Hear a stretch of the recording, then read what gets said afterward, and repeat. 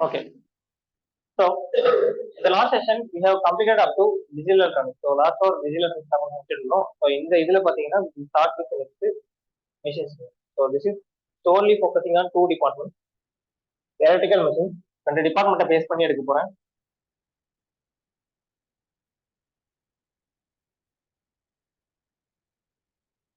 So அந்த ரெண்டு department யார் யார் அப்படின்னு கேட்டீங்கன்னா one is triple E, second one is instrumentation. Instrumentation உங்க சிலபஸ்ல என்ன இருக்கோ அதுக்கு தேவையான அளவுக்கு மட்டும் ப்ரிப்பேர் பண்ணிக்கோங்க. ஏன்னா இன்ஸ்ட்ருமெண்டேஷனுக்கு மெசேஜ் வந்து it is a part of your subject, it is not your core, it is a part of your electrical. ஓகேவா? அதுக்காக எலக்ட்ரிக்கல் அண்ட் இன்ஸ்ட்ருமெண்டேஷன் அப்படின்றது உங்களுக்கு ஒரு பார்ட், அதனால நீங்க அதை ஸ்பெசிஃபிக்கா படிக்க தேவையில்லை. உங்களுக்கு எவ்வளவு தேவை இருக்கோ உங்க சிலபஸ்ல என்ன இருக்கோ அதுக்கு ஃபுல் ஃபிளெஜ்டா படிச்சுக்கோங்க. ட்ரிபிளிக்கு இது பியூர்லி கோருங்க. Triple you should not able to skip even a single point in this chapter. இதுதான் விஷயம். சரியா? சரி, இதுக்கப்புறம் வேற என்ன சார் இருக்கு அப்படின்னு சொல்லிடுறேன். ஸோ ஆவரேஜ் வெயிட்டேஜ் சொல்லிடுறாங்க, ஒவ்வொரு இடத்துல எவ்வளவு வெயிட்டேஜ் இருக்கு அப்படின்ட்டு. Those are preparing for GATE you can expect a mark of up to 14 marks.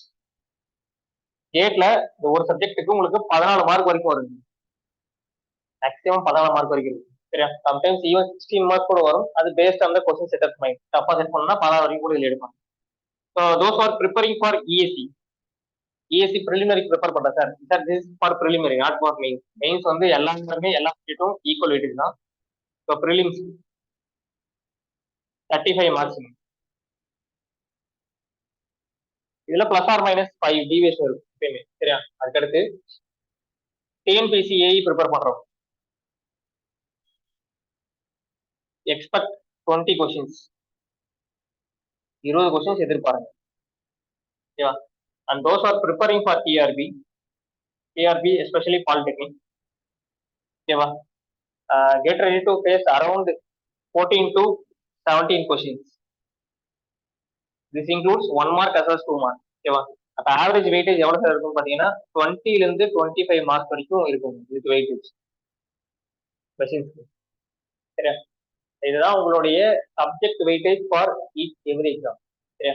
இன்ஸ்ட்ருமெண்டேஷனுக்கு இதுல இவ்வளவு அளவுக்கு இருக்காது. இதுல இருந்து கொஞ்சம் உங்க ஓவரால் வெயிட்டேஜ்ல பாத்தீங்கன்னா எல்லாமே 4 மார்க்ஸ் அப்படின்றதால உங்களுக்கு கிட்டத்தட்ட 4 to 5 மார்க்ஸ் வரும் உங்க டிபார்ட்மெண்ட்டுக்கு. இஎஸ்சி 35 மார்க்ஸ், இது ஓவரால் எல்லாருக்கும் அவ்வளவு இருக்கு. ஸோ 30 to 35 மார்க்ஸ் எல்லாத்துக்குமே ஆவரேஜ் வரும். டிஎன்பிசிஏல பாத்தீங்கன்னா you can expect up to 10 questions, 10 to 12 questions வந்து எக்ஸ்பெக்ட் பண்ணலாம். டிஆர்பி பாலிடெக்னிக்ல பாத்தீங்கன்னா so you will expect an average weightage of around 12 to 14 questions. 10 to 12 questions expect பண்ணலாம் மேக்ஸிமம். அதுக்கு மேல வாய்ப்பு இல்லை, ரொம்ப இது பண்ண மாட்டாங்க. ஏன்னா உங்களுக்கு கோர் வேற இருக்கு, சென்சார்ஸ் அண்ட் ஆப்டிகல் இன்ஸ்ட்ருமெண்டேஷன் இருக்கு. ஸோ அது போறப்ப அதுக்கு தான் வெயிட்டேஜ் வருவாங்க. சரி, இது வந்து நீங்க ட்ரிபிளிக்கு நீங்க ட்ரிபிளி இசியோட சரி இன்ஸ்ட்ருமெண்டேஷனுடைய வெயிட்டேஜ். நெக்ஸ்ட் இதுக்கு நான் என்னென்ன ப்ரிப்பேர் பண்ணும் சார், ப்ரீ ரிக்விசிட் ஏதாவது இருக்குவா அப்படின்னு கேட்டீங்கன்னா sir yes that is prerequisite but no need, I will explain all concept here itself. நீங்க தனியா எதுவும் எடுத்து படிக்க தேவையில்லை.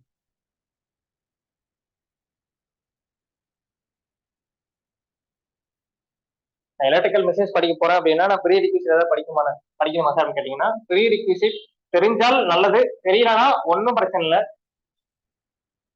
So you have to know some basic knowledge on networks. Basic networks தெரியணும். அதுலயும் especially some laws like Kirchhoff's current law, voltage law, அதுக்கப்புறம் mesh model, இந்த மாதிரி லைட்டா, ரொம்ப இல்லை, ரொம்ப தேவையில்ல, லைட்டா. சரியா? பிளஸ் கால்குலஸ் லைட்டா தெரியணும், ரொம்ப தேவையில்ல, ரொம்ப பேசிக்கா லைக் மேக்ஸிமம் மினிமம் உடைய ஃபார்மேட், எப்படி மேக்ஸிமம் என்ன மினிமம் அது லைட்டா உங்களுக்கு தேவை. பிளஸ் இஎம்எஃப்டியில இஎம்எஃப்டியோடைய பேசிக், இஎம்எஃப்டியோட பேசிக், எலக்ட்ரோஸ்டாட்டிக்ஸ் அண்ட் மேக்னோஸ்டாட்டிக்ஸோட பேசிக் லைட்டா தெரியும். ஓகேவா? பட் இது தெரியல சார் அப்படின்னு கேட்டீங்கன்னா no issue, I teach all this. ஓகேவா? இது எல்லாத்தையுமே நாங்க என்ன பண்ணிடுவோம்னா ஒவ்வொரு இடத்துக்கு தேவைப்படும் போது ஐ கவர். ஓகேவா? ஸோ இந்த இஎம்எஃப்டி பேசிக்ஸ் எல்லாம் பாத்தீங்கன்னா தனி டாபிக்காவே எடுத்துருவேன். எனக்கு மிஷின்ஸ்க்கு என்னென்ன இஎம்எஃப்டி தேவைப்படுதோ அதை வந்து என்ன பண்ணணும்னா இங்க எடுத்துருவோம் கம்ப்ளீட்டா. அதனால நீங்க என்ன பண்ண தேவையில்லை சார், நான் தனியா அங்க போய் படிக்கணுமான்னு கேட்டீங்கன்னா அங்க எதுவுமே நீங்க படிக்க தேவையில்ல. What is required for machine that will be covered here itself. So no need to worry about those topics. So அடுத்துங்க இதுக்கு என்னென்ன சார் புக்ஸ் எல்லாம் ரெஃபர் பண்ணலாம்? What are the books to be referred? Books என்னென்ன sir prefer பண்ணலாம்னு கேட்டீங்கன்னா, you can prefer Alexander Langsdorf. Alexander Langsdorf இவருடைய book டிசிக்கும் எழுதியிருப்பாரு, ஏசிக்கும் எழுதியிருப்பாரு. ரொம்ப சிம்பிளா இருக்கும் book. But even IIT staff prefer பண்ற புக். ஓகேவா? Alexander Langsdorf. ஓகேவா? இதுக்கு அடுத்த புக் என்னன்னு பாத்தீங்கன்னா, general theory of electrical machinery by PS பிம்ரா.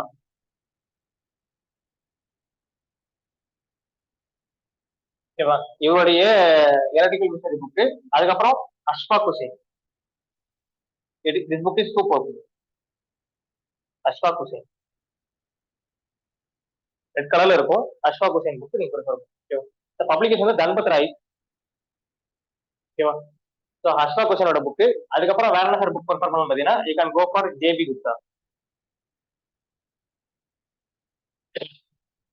இது எல்லாமே பாத்தீங்கன்னா மெசேஜ்க்கு நீங்க ப்ரிஃபர் பண்ணக்கூடிய ஸ்டாண்ட் ஆஃப் புக்ஸ். சார் இது இல்லாம வேற என்ன சார் இருக்கு அப்படின்னு கேட்டீங்கன்னா, சார் ப்ராக்டிஸ் ப்ராப்ளம்ஸ்க்கு. ப்ராப்ளம் ப்ராக்டிஸ்க்கு. ஓகேவா? So you can go for இது இருக்குங்க, பிஎல் தெரேஜாவுடைய கொஷின்ஸ். சார் நிறைய பேர் பிஎல் தெரேஜா இங்க ஸ்டடி பண்ண சொல்லுவாங்க. ஓகே, நீங்க படிக்கிறதும் உங்க இருக்கும், பட் என்ன பொறுத்த வரைக்கும் இதுல இருக்க கொஸ்டின்ஸ் சால்வ் பண்றதுக்கு யூஸ் பண்ணிக்கோங்க. பிளஸ் லோக்கல் ஆத்தருடைய புக்ஸ் இருக்குங்க. ஓகே, லோக்கல் ஆத்தர் புக்ஸ்னா நம்ம அனாலிசிஸ்ல ரெஃபர் பண்ற ஸ்டேட் ஆத்தர் புக்ஸ். ஓகே, அதுல இருக்கிற ப்ராப்ளம்ஸ், லோக்கல் ஆத்தர் ப்ராப்ளம்ஸ். ஆக்சுவலா நீங்க இந்த புக் படிக்கும் போது இதுலயே ப்ராப்ளம் சால்வ் பண்ணிடுவீங்க. அப்ப இதுவே self sustained enough. This is more than enough. ஓகேவா? பட் இதுக்கு மேல இருக்கிறது பாத்தீங்கன்னா, so competitive exam point of வியூல கொஞ்சம் இன்னும் உங்க ஸ்டேட் எக்ஸாம் ப்ரிப்பேர் பண்றீங்கன்னா, you have to go for local author problem plus previous year gate plus EAC questions. Previous year gate plus EAC plus EAC plus வேற என்ன பாத்தீங்கன்னா YCT youth competition. YCT பப்ளிகேஷனோட இருக்கு plus ஜென்கோ. ஓகேவா? Plus ISRO R பார்க்ல இருக்கிற questions. ISRO plus park இதனுடைய question. ஓகேவா? இதுல இருக்கிற கொஸ்டின் ஃபாலோ பண்ணும் ப்ராக்டிஸ். சரியா? இது இல்லாம இது வந்து ஸ்டாண்டர்ட் ப்ராக்டிஸ். இது இல்லாம டெஸ்ட் ப்ராக்டிஸ் என்ன சார் ஃபாலோ பண்ணலாம்?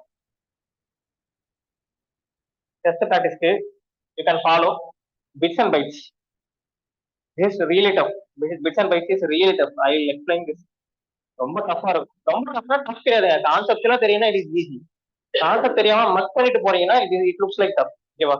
சார் இப்போ நான் டிஜிட்டல் அறிவிறப்போ போய் பிட்ஸ் அண்ட் பைட் சால்வ் பண்ணிருப்பாங்க. அந்த டிஜிட்டல் வீடியோ பார்த்துட்டு அதை போய் சால்வ் பண்ணி பாருங்க. பிட்ஸ் அண்ட் பைட்ல பிட்ஸ் அண்ட் பைட்ஸ் ரொம்ப சிம்பிளா தெரியும். ஏன்னா நம்ம we have explain everything in concept. அப்ப கான்செப்ட்லாம் நீங்க படிச்சிட்ட அப்புறம் டஃபஸ்ட் புக்கு உங்களுக்கு சிம்பிளா தான் தெரியும். ஓகேவா? மெமரி பண்ணீங்க அப்படின்னா இட் வில் பி டஃப். ஓகேவா? ப்ராக்டிஸ்க்கு bits and bytes plus Made Easy உடைய 3500 MCQ பிளஸ் யூபிஎஸ்சி உடைய IAS prelims, Indian administrative service உடைய ப்ரிலிம்ஸ் புக். ஓகேவா? அதுலயும் புக் இருக்கு. அந்த புக் இது பண்ணும். சரியா சார்? இது ஃபார் ப்ராக்டிஸ், டெஸ்ட் ப்ராக்டிஸ்க்கு நீங்க யூஸ் பண்ண போற புக்ஸ். இது நான் கொஸ்டின்ஸ் எடுத்தாலையும் இதுல இருந்து தான் எடுக்க போறேன். நீங்க எடுத்தாலையும் இதுல இருந்து எடுக்க போறீங்க. Plus one more important book is nothing but இவருங்க. பர்டிகுலர்ல இருக்கும் அந்த book. Okay, I just tell that one more book is that. அந்த புக் வந்து நார்மலா ஆர்கே கலோடியன். இதுக்கு மேல டெஸ்ட் சீரிஸ் ஏதாவது தேவையான்னு கேட்டீங்கன்னா இது சால்வ் பண்ணீங்கன்னா டெஸ்ட் சீரிஸ் தேவைப்படாதுங்க சார். இதுல இன்னொரு புக் போட்டுட்டேன், எஸ்எஸ்சி ஜேஇ. சார் இதை சால்வ் பண்ணிட்டீங்க அப்படின்னா there is no need to opt for test series. Test series எல்லாம் இதுல தான் எடுத்துருவாங்க, வேற எதுவும் எடுக்க. ஏன்னா ஸ்டாண்டர்ட் புக்ஸும் பார்த்துட்டீங்க, லோக்கல் புக்ஸும் பார்த்துட்டீங்க, டெஸ்ட் சீரிஸ்க்கான கொஸ்டின்ஸ் எல்லா புக்ஸும் பார்த்துட்டீங்க. அப்போ இங்க இருக்கிற அத்தனை புக்கும் பார்த்துட்டீங்க. டெஸ்ட் சீரிஸ் எங்க எடுத்து ஆகணும்? ஏதாவது ஒரு புக்ல எல்லாம் கட் பண்ணி ஆகணும். இங்க கட் பண்ணுவோம், இங்க கட் பண்ணுவோம், இங்க கட் பண்ணுவோம், இங்க கட் பண்ணுவோம். வேற எங்கேயும் கட் பண்ண போறது இல்ல. சொந்தமா கொடுத்தால என்ன பண்ணலாங்க, நோட் வச்சு சால்வ் பண்ண தெரியும். இவ்வளோ ரெடி ஆயிட்டீங்க அப்படின்னா சொந்தமா கொடுத்தாலும் சால்வ் பண்ண தெரியும். ஓகே, ஸோ கொஞ்சம் ப்ராக்டிஸ்க்கு ப்ரிஃபரன்ஸ் நிறைய கொடுங்க. ஏன்னா machines is not easy subject. Okay, subject வந்து ஈஸி தான், but it is a vast syllabus. அதனால கொஞ்சம் ப்ரிஃபரன்ஸ் ஸ்டாட்டிஸ்டிக்ஸ் கொஞ்சம் அதிகமாக கொடுங்க. சரி, அதுக்கடுத்து சார் இவ்வளவு புக்ஸ் எனக்கு படிக்க டைம் கிடையாது சார் அப்படின்னா, இவ்வளவு புக்ஸ் எல்லாம் ப்ராக்டிஸ் பண்ண முடியாது அப்படின்றப்ப no issue, just follow my notes. First preference my notes. ஓகேவா சார்? எனக்கு இவ்வளவு புக்ஸ் நான் ப்ராக்டிஸ் பண்றதுக்கு டைம் இல்லை, அப்ப என்ன பண்ணலாம் sir? So practice notes daily, daily revise பண்ணிட்டே இருக்கும். ஓகேவா? அதுக்கு அடுத்து ஷார்ட் நோட்ஸ் மஸ்ட். மெஷின்ஸ்க்கு நீங்க ஷார்ட் நோட்ஸ் தனியா எழுதி ஆகணும். Whether you are so much strong in machine, that is not going to stay here. Short notes is must. Short notes இல்லைன்னா மெஷின்ஸ் நிற்காது, கரைஞ்சிரும். காத்துல ஒரு காலத்துல கரைஞ்சு போயிடும். அதனால ஷார்ட் நோட்ஸ் ரொம்ப ரொம்ப இம்பார்ட்டன்ட், ரொம்ப இது பண்ணும். அதே மாதிரி topic wise problem solving is very important in machines. Topic wise problem solving நான் இப்படிதான் எடுத்துட்டு போக போறேன். ஒரு டாபிக் முடிச்சிட்டேன் அப்படின்னா I give a bunch of problem, ஒரு 100 ப்ராப்ளம் கொடுத்துருவேன். ஒவ்வொரு டாபிக் கீழேயும் நீங்க என்ன பண்ணுங்க, you have to solve problem. Topic is problem solving ரொம்ப ரொம்ப இது. ஓகேவா? சரி, இவ்வளவு சொல்லிட்டீங்களே, இதெல்லாம் முடிக்கிறதுக்கு எவ்வளவு நாள் ஆகும்? டியூரேஷன் இருக்குல்ல, அதுவும் பார்க்கணும் இல்லையா? நான் எல்லாம் ப்ரிப்பேர் பண்ணோம், அப்ப நான் டியூரேஷன் எவ்வளவு சார் கொடுக்குறது கேட்டீங்கன்னா, sir to complete machines you have to spend nearly 300 hours. Sell preparation இருக்கீங்க, ஸோ நோட்ஸ் எல்லாம் வச்சுட்டு நான் ப்ராடக்ட் எல்லாம் போட்டு பார்க்கறது எனக்கு எவ்வளவு சார் தேவைப்படும் பார்த்தீங்கன்னா 300 ஹவர்ஸ் தேவைப்படும் என்டையரா. ஓகே, கிளாஸஸ் நான் எவ்வளவு டியூரேஷன் எடுத்து பார்த்தீங்கன்னா, class duration will be around 150 hours. Class duration 150 hours எடுப்பாங்க. இந்த 150 ஹவர்ஸையும் எப்படின்னு நான் ஃபில் பண்ணி காட்டிடுறேன். ஸோ பேசிக்ஸ்க்கு பேசிக்ஸ்க்கு ஐ ஸ்பெண்ட் 20 ஹவர்ஸ். அடுத்து transformers I spend 35 to 40 hours.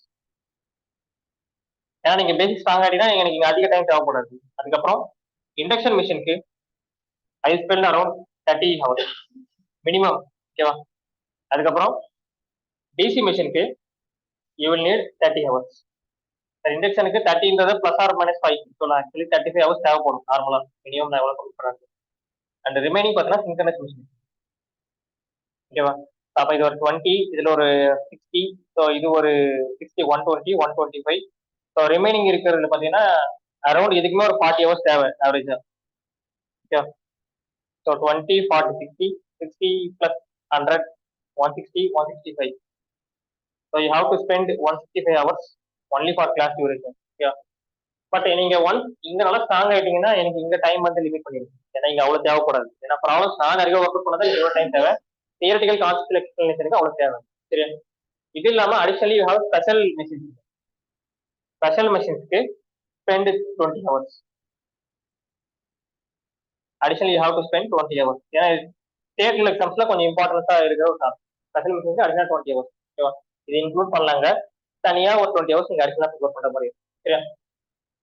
With problem நான் வந்து கிளாஸ் குள்ள வித் ப்ராப்ளம்ஸோட சேர்த்து சொல்லியிருக்கேன். வித்தவுட் ப்ராப்ளம்ஸ் போனீங்கன்னா இதுல இன்னும் கம்மியா தான் வரும். ஸோ ப்ராப்ளம்ஸ் இல்லாம போனா இன்னும் ரொம்ப லிமிட். சரியா? That's all. இதுதான் நம்ம எடுத்துட்டு போற பேட்டர்ன். சரியா? சிலபஸ் எப்படி கவர் பண்ணுவோம் சார் கேட்டீங்கன்னா, again I explain. First I give overall outline syllabus. சிம்பிளா ஒரு அவுட்லைன் சிலபஸ் கொடுத்துருவேன். இதுக்கப்புறம் ஒவ்வொரு டாபிக் நடத்த போறதுக்கு முன்னாடி அந்த டாபிக்குள்ள என்னென்ன டாபிக் சப் டாபிக்ஸ் இருக்குன்றத ஒரு சின்ன சின்ன சப்சிக்வன்ட் சிலபஸா கொடுத்துருவோம். அப்ப நம்ம என்ன பண்ணணும் பாத்தீங்கன்னா, ஒவ்வொரு சப்சிக்வன்ட் இல்ல சிலபஸ் என்ன பண்ணுவாங்க அந்த இடத்துல ஸ்பெசிபிக்கா பார்த்துங்க. சரியா? உங்க சிலபஸ் ஃபார்முலேஷன் இந்த மாதிரி தான் இது பண்ணுவாங்க.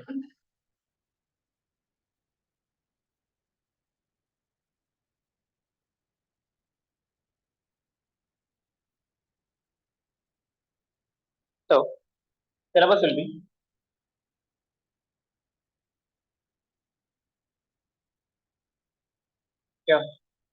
the first syllabus என்ன சார் பாத்தீங்கன்னா, here you will study all the basic requirements for electrical machinery. Basics for electrical machinery.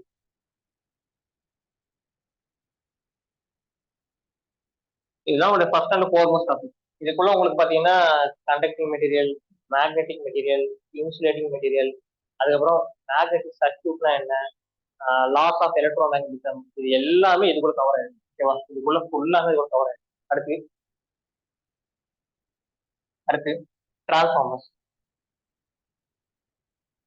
டிரான்ஸ்ஃபார்மர்ஸ்குள்ள பாத்தீங்க அப்படின்னா உங்களுக்கு டிரான்ஸ்ஃபார்மருடைய கன்ஸ்ட்ரக்ஷன் அண்ட் ஒர்க்கிங், டிரான்ஸ்ஃபார்மருடைய ஐடியல் கேரக்டரிஸ்டிக்ஸ் எப்படி இருக்கு, டிரான்ஸ்ஃபார்மருடைய ப்ராக்டிக்கல் கேரக்டரிஸ்டிக்ஸ் எப்படி மாறும், அதுக்கப்புறம் பாத்தீங்கன்னா ஈக்குவல் சர்க்யூட்லாம் என்ன, அதுக்கப்புறம் டெஸ்ட் என்னெல்லாம் கண்டக்ட் பண்றீங்க, பர்ஃபார்மன்ஸ் இண்டிகேட்டர்ஸ், அதுக்கப்புறம் நம்மளுடைய self and mutual inductance regarding transformer, then will go for translation transformer, அதுக்கப்புறம் என்னது, so will go for so three phase connection, auto transformer, parallel operation transformer, இது எல்லாமே பார்ப்போம். ஓகேவா? டிரான்ஸ்ஃபார்மர் உள்ள போறப்போ அதோட பிரீஃப் சிலபஸ் அங்கே கொடுத்துருவோம். அடுத்து will go for DC machines. ஓகேவா? இதுக்கு முன்னாடி இன்னொரு டாபிக் இருக்கு, எலக்ட்ரோ மெக்கானிக்கல் எனர்ஜி கன்வர்ஷன். ரெகுலரா கொஸ்டின் ஒரு டாபிக், ரொம்ப கஷ்டம்னால எல்லாம் ஸ்கிப் பண்ணிட்டு போறீங்க. எலக்ட்ரோ மெக்கானிக்கல் எனர்ஜி கன்வர்ஷன்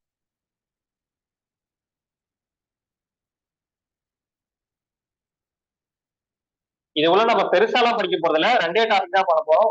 ஒரு டாபிக் வந்து பாத்தீங்கன்னா power flow diagram for motor and generator. ஓகேவா? எலக்ட்ரோ மெக்கானிக்கல் எனர்ஜி கன்வர்ஷன்ல ரெண்டே டாபிக் தான் படிக்க போறோம். ஒன்று வந்து power flow diagram for motor and generator. இந்த டாபிக் நடத்தவே மாட்டாங்க, நீங்க ரொம்ப நடத்தி கேள்விப்பட்டே கிடையாது. they will just keep this. ஆனா கொஸ்டின் கம்பல்சரி இருக்கும். ஓகேவா? இன்னொரு கான்செப்ட் என்னன்னு பாத்தீங்க அப்படின்னா, so this one, so electro mechanical energy conversion for motor and generator. And second one is nothing but energy and torque equation. ஓகேவா? That is power and torque equation for motor and generator. ஓகேவா? ஜென்ரலா so இதுல எனர்ஜினா என்ன, கோ எனர்ஜினா என்ன, so power equation எப்படி இருக்கும், energy equation எப்படி இருக்கும், டார்க் ஈக்குவேஷன் எப்படி இருக்கும், அது வந்து என்ன பண்றதுன்னா அந்த டாபிக். ஸோ ரொம்ப ரொம்ப important, most important topic in terms of rotating machine. இது தெரிஞ்சா rotating machine will be easy. Then we'll go for DC machines. DC machines followed by induction machines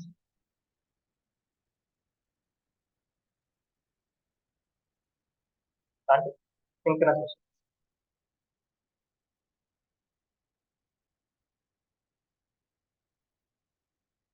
sir ஒவ்வொரு மிஷின்குள்ள போறோம் அப்படின்னா எல்லா மிஷினோடைய கன்ஸ்ட்ரக்ஷன் ஃபீச்சர்ஸ் கம்பல்சரி தெரிஞ்சுக்கோங்க, அதனுடைய ஒர்க்கிங் பேராமீட்டர்ஸ் தெரிஞ்சுப்போம், அதனுடைய இஎம்எஃப் ஈக்குவேஷன், அதனுடைய டார்க் ஈக்குவேஷன். ரொட்டேட்டிங் மிஷின்ஸ் வர்றது அப்படின்னாலே will mainly focus on testing of those rotating machine. அதுக்கப்புறம் பார்த்தீங்கன்னா அதுல என்னென்ன ப்ராப்ளம்ஸ்லாம் அக்கர் ஆகும் அதை பத்தி கிளியர் கட்டா பண்ணும். அதெல்லாம் படிச்சுட்டு தான் என்ன பண்ண பார்த்தீங்கன்னா அடுத்தடுத்த டாபிக் போகும். That means they are more important. ஓகேவா? In terms of exam perspective. So இங்க வந்து கன்ஸ்ட்ரக்ஷன் அவ்வளவு தேவையில்லைங்க டிரான்ஸ்ஃபார்மர்ஸை பொறுத்த வரைக்கும். But machines while going for rotating machines all their construction features are very very important. So we are not able to skip even a single construction. அதை base பண்ணி அதோட கேரக்டரிஸ்டிக்ஸ் மாறும். அப்போ அதுக்கேற்ற மாதிரி நம்ம என்ன பண்ணுவோம், ரொம்ப பிரீஃபா அதை பார்ப்போம். அதனால இது எல்லாமே என்ன இருக்கும் பார்த்தீங்கன்னா இதுவா இருக்கும். இதுல எது ரொம்ப வாஸ்ட் சிலபஸ் சொல்லிடுறேன், சிங்கரஸ் மிஷின்ஸ் ஆஸ் ஹியூஜ் சிலபஸ் இருக்கிறதே ரெண்டே சிலபஸ் ரொம்ப பெருசு. டிரான்ஸ்ஃபார்மர் சிலபஸ், அதுக்கப்புறம் சிங்கரஸ் மிஷினோட சிலபஸ். இருக்கிறதுலே குட்டி சிலபஸ் யாருன்னு கேட்டீங்க அப்படின்னா சார் இவர் ஆக்சுவலா மெயின் சிலபஸ் கிடையாது, பட் இது வந்து questions definitely 2 to 4 marks every time கேட்ல கேட்பாங்க. ஓகே, ஸோ டிசி மிஷின்ஸ் வந்து பாத்தீங்கன்னா இருக்கிறதுலே ஸ்மாலர் சிலபஸ். அதுக்கப்புறம் இண்டக்ஷன் மட்டும் பாத்தீங்கன்னா சிங்கரஸ் கொஞ்சம் கம்மியா இருக்கும். ஆனா இண்டக்ஷன் மிஷின்ஸ் குவைட் ஈஸி, ரொம்ப ஈஸி இண்டக்ஷன். இது அளவுக்கு நீங்க எஃபர்ட் போட தேவையில்லை, ரொம்ப ரொம்ப சிம்பிளா இருக்கும் இண்டக்ஷன், டக்குன்னு புரிஞ்சு. சரி, ஸோ டிரான்ஸ்ஃபார்மர் சரின்னா induction machines easy. So DC machine தெரியும் அப்படின்னா synchronous will be easy or synchronous DC easy, ரெண்டுமே இன்டர்லேட் ஆகிதான். சரி, இது இல்லாம we have special electrical. Special electrical machine இது வந்து எஸ்பெஷலி ஃபார் ஸ்டேட் எக்ஸாம்ஸ். ஏன்னா இது ஒரு தனி சப்ஜெக்ட், பட் நம்ம அவ்வளோ பார்க்க முடியாது, டைம் இல்லை, லிமிட்டட் டைம். ஸோ அப்படின்றப்ப நம்ம என்ன பண்ணுவோம், எக்ஸாம் பெர்ஸ்பெக்டிவ்ல என்ன தேவையோ, ஓகேவா, reluctance motor, synchronous motor, so ஸ்விட்ச் ரிலக்டன்ஸ் மோட்டார், சிங்க்ரோனோ டிரான்ஸ்மிட்டர், இதை பற்றி படிக்கிறது, ஸ்டெப்டு மோட்டார், இந்த மாதிரி ஸ்பெஷல் டைப் ஆஃப் மோட்டார்ஸை பற்றி இடத்துல பிஎல்டிசி இதை பற்றி என்ன பண்ணுவாங்க இது ஸ்டடிக்கு. So today we will start with first basics of electrical machines. Basics of electrical machines.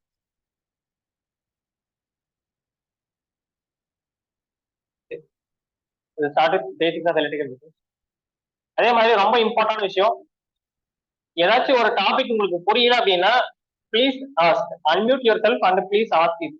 நீங்க கேட்டால் மட்டும்தான் எனக்கு தெரியும். ஓகேவா? நீங்க கேட்காம எனக்கு தெரியுமான்னு கேட்டீங்கன்னா டெஃபினட்டா எனக்கு தெரியாது. ஏன்னா உங்க மைண்ட் என்ன இருக்குன்னு எனக்கு புரிஞ்சிக்க முடியாது. அதனால உங்களுக்கு புரியல அப்படின்னா நீங்க தான் அன்மியூட் பண்ணி கேட்கணும். ஸோ நீங்க அன்மியூட் பண்ணி கேட்கலாம், மற்றவங்க ஏதாவது நினைச்சுப்பான்னு கேட்டீங்கன்னா அது உங்களுக்கு தான் லாஸ். மற்றவங்க என்ன நினைச்சாலும் சரி, நீங்க பே பண்றீங்க, so you are going to get it knowledge. எனக்கு சாட்டிஸ்ஃபைடா இல்ல ஆன்சர் அப்படின்னா you have to ask why this answer came. நீங்க கம்ப்ளீட்டா தெரிய வர வரைக்கும் அடுத்த விஷயம் போகக்கூடாது. ஏன்னா எக்ஸாம்ஸ் வந்து இப்பெல்லாம் கொஞ்சம் அப்படியே ட்ரெண்ட் மாறிட்டே வருது. மெமரைஸ் பண்ணி பாஸ் பண்ணணும் அப்படின்னு ஒரு மைண்ட் செட் இருந்ததுன்னா அந்த கோட்டை அழிச்சு. ஓகேவா?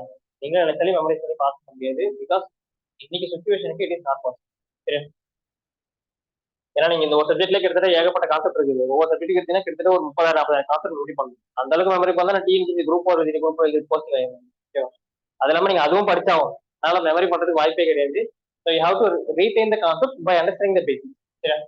Sir basics of electric machine கீழே என்னன்னா சார் பார்ப்போம் அப்படின்னு சொல்லிடுறேன். In basics of electrical machine under basis of electrical machines, the first thing we will study is so materials used for machine construction. Materials used for machine construction.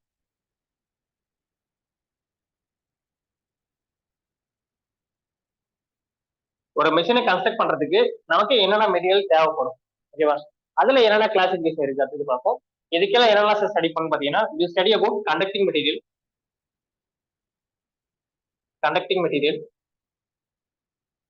Second magnetic material, third insulating material,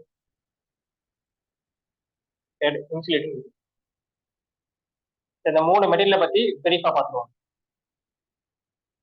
These three materials briefly.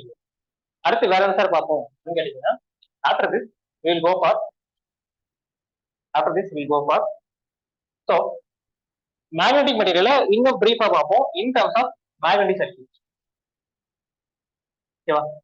magnetic circuits, magnetic. இது போறதுக்கு முன்னாடி இன்னொரு topic பார்த்துருவோம். The topic you will see is laws of electromagnetism powered by magnetic circuits. Laws of electromagnetism.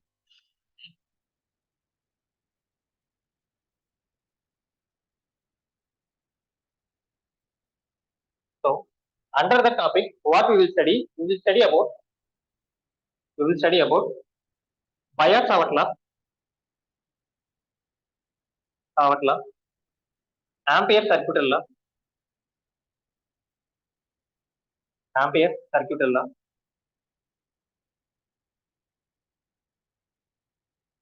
அடுத்து Lorentz law of forces. சார் Lorentz law of ஃபோர்ஸஸை base பண்ணி தான் ரொட்டேட்டிங் மிஷின்ஸ் எல்லாம் ஒர்க் ஆகும். அதனால அது இம்பார்ட்டன்ட். அடுத்து Fleming's right hand and left hand rule. Sir right hand rule for generator, left hand rule for motor. சரியா? அதுக்கடுத்து Faraday's law of electromagnetic induction.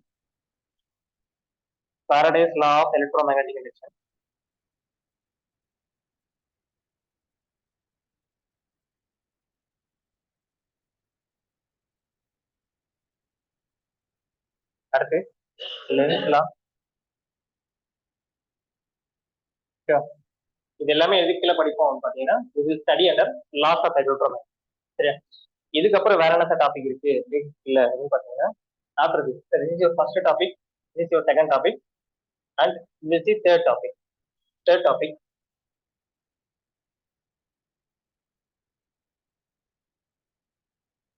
Third one, magnetic circuits.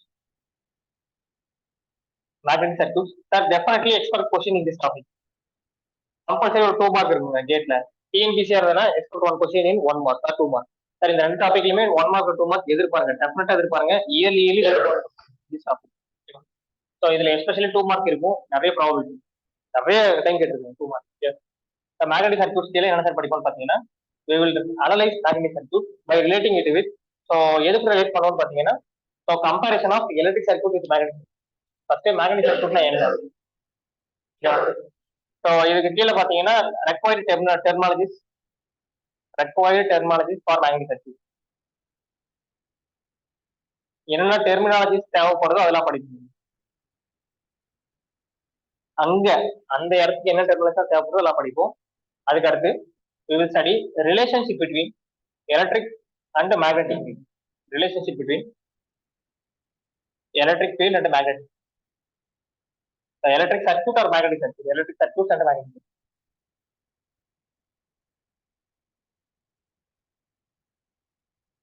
அதுக்கடுத்து we will see concept of fringing. Fringing effectனா என்ன, and we will see one more topic, leakage coefficient. We will see concept of fringing and concept of leakage coefficient. Yeah. So இது கொஞ்சம் இம்பார்ட்டன்டான portion, இந்த ரெண்டு portion sir. இதில் நீங்க இன்னமும் பாப்பீங்க, இந்த பேசிக் டெர்மாலஜிக்குள்ள பாத்தீங்கன்னா you will understand what is inductance, how inductance is affect it in terms of a coil or in terms of a conductor. ஓகேவா? ஸோ ஸ்டேட் கன்சிடர் எப்படி இருக்கு, ஒரு காயில் எப்படி இருக்கு, இதுல ஃபிளக்ஸ் எப்படி எஸ்டாப்ளிஷ் ஆகுது, இது எல்லாமே இங்க இருக்கு. ஓகேவா? கிளியரா இங்க படிச்சிருவீங்க, அப்ப உள்ள போறப்ப ஈஸியா இருக்கு. அடுத்து ஃபோர்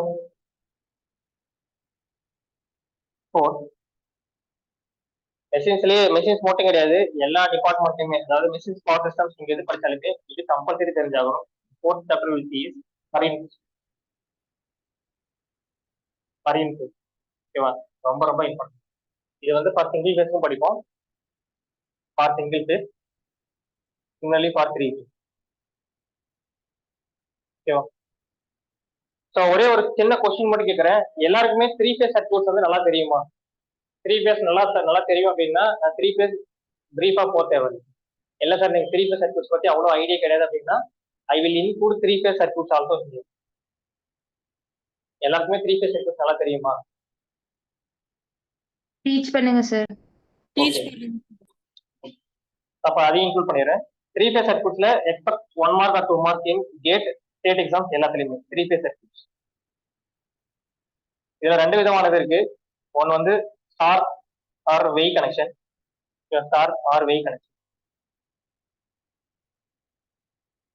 ஸ்டார் கனெக்ஷன், இன்னொரு வந்து டெல்டா. ஜெனரலா எழுதிற அங்க போய் பார்க்கலாம்.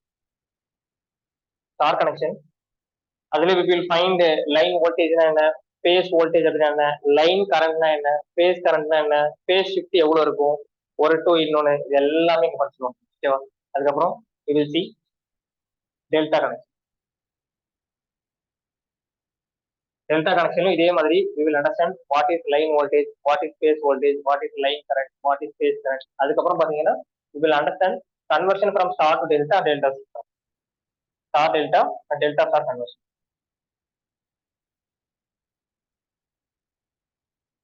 அவ்வளவுதாங்க. இதுதான் நம்ம பேசிக்ஸ் ஃபுல்லா கவர் பண்ண போற chapter. So we will start with the first step today. We will understand materials required for machine construction. அது ஃபர்ஸ்ட் ஸ்டார்ட் பண்ணுவோம். ஓகே. ஸோ அதே மாதிரி ரொம்ப ரொம்ப இம்பார்ட்டன்டான விஷயம், இந்த நோட்ஸ் வந்து யாருக்குமே கொடுத்தது இல்லைங்க. இன்ன வரைக்கும் நான் இவ்வளவு பிரீஃபா எடுத்தது கிடையாது. லாஸ்டா மேபி கொஞ்சம் எடுத்திருக்கேன், ஆனா இவ்வளவு பிரீஃபா எங்கேயுமே எடுத்தது கிடையாது. So this note is enough for any exam. இந்தியாவில் நீங்க யூபிஎஸ்சி மெயின்ஸ் எழுதாலுமே ஸ்டேட்மெண்ட் கரெக்டாக எழுதினா போதும். ஓகேவா? ஸோ அந்த அளவுக்கு ஒரு கிளியரான நோட்ஸா இருக்கும். அதனால தயவு செஞ்சு நோட்ஸை எக்காரணத்தை கொண்டும் யார்கிட்டையும் கொடுக்காதீங்க. Because it is going to become a huge headache for me. இந்த நோட் இஸ் பீங் ஷேர்ட் அப்படின்னா எனக்கு பெரிய பிரச்சனை ஆயிரும். ஏன்னா இது காம்படிஷனை பல மடங்கு இந்த மாதிரி என்னோட நோட்ஸ் வந்து வெளியில போட்டு முடிஞ்ச வரைக்கும் நோட்ஸ் உங்களுக்கு செல்ஃப் எக்ஸ்டெண்டா வச்சுக்கிறது. ஓகேவா? Be selfish why sharing note. அடுத்து first topic, materials required for machine construction.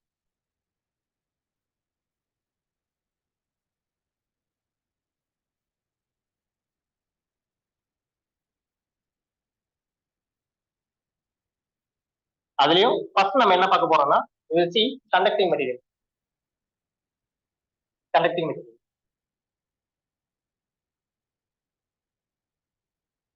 Conducting மெட்டீரியல்ஸ்னா என்னன்னு சொல்லிடுறேன் சார். ஓகேவா சார்? கண்டக்டிங் மெட்டீரியல் அப்படின்னா எந்த மெட்டீரியல் தனக்குள்ள கரண்ட் எல்லாம் அலோவ் பண்ணுதோ, ஓகேவா, எந்த மெட்டீரியல் தனக்குள்ள கரண்ட் ஃப்ளோவாக அலோவ் பண்ணுதோ அது எல்லா மெட்டீரியலுக்கும் இருக்கிற பொதுவான பேர் வந்து கண்டக்டிங். ஓகேவா? கண்டக்டிங் மெட்டீரியல் ஒன்றும் கிடையாதுங்க. Any material that allow charges to flow through it. For example, this is my wire. Yeah. So let me take one wire itself, for example. If this is my wire, any material that allows current to flow through it. If I connect it with some supply, the supply la connect பண்ண அப்படின்னா the wire will transfer the charges to the corresponding load. ஓகேவா? இந்த wire என்ன பண்ணும், தாங்கிட்ட இருக்கிற source current, source யாருன்னா யாரு current கொடுக்குறாங்களோ, உற்பத்தி பண்றாங்களோ அவங்க சோர்ஸ்.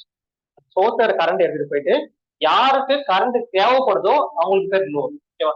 சோர்ஸ் அப்படின்றவங்க யாருன்னா கரண்ட்டை உற்பத்தி பண்றவங்க, லோட் அப்படின்றவங்க யாரு கரண்ட்டை வாங்கிக்கிறவங்க. ஓகேவா? ஸோ எந்த ஒரு மெட்டீரியல் சோர்ஸ்ல இருந்து கரண்ட்டை வாங்கிட்டு லோட்ல கொண்டு போய் சேர்க்குதோ அந்த எல்லா மெட்டீரியலுக்கும் பேரும் பாத்தீங்கன்னா கண்டக்டிங் மெட்டீரியல். சரியா? ஸோ கண்டக்டிங் மெட்டீரியல் என்னதுங்க? Any material that carry current, a material that allows current to pass through them, that allows current to pass through them.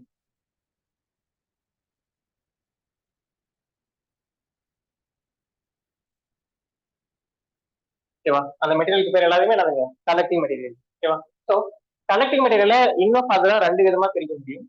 So 2 டைப்ஸா இருக்கு.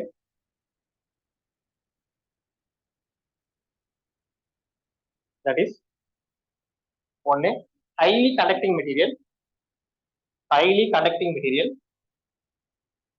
conducting material. இன்னொன்று வந்து highly resistive material, highly resistive material.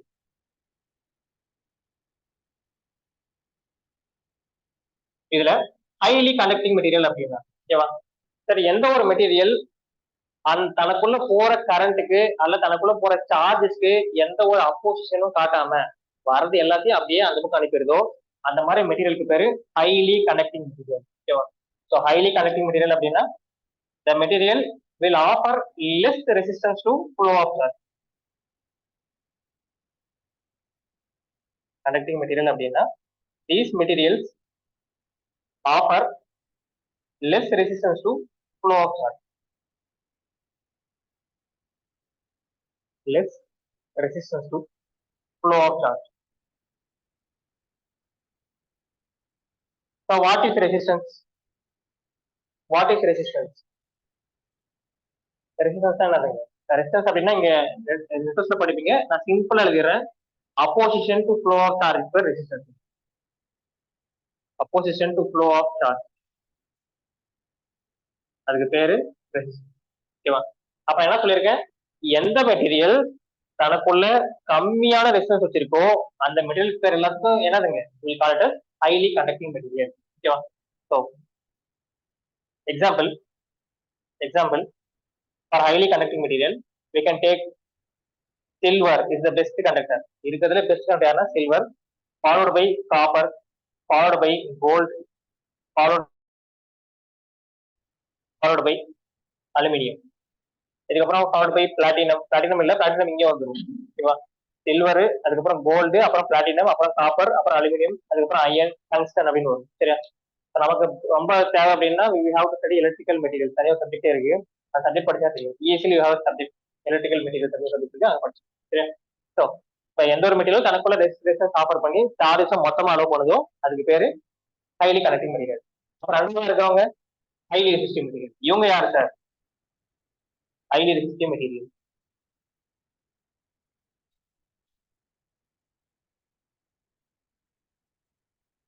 These material offer more resistance to flow of charge. Okay? So these material offers more resistance to flow of charge.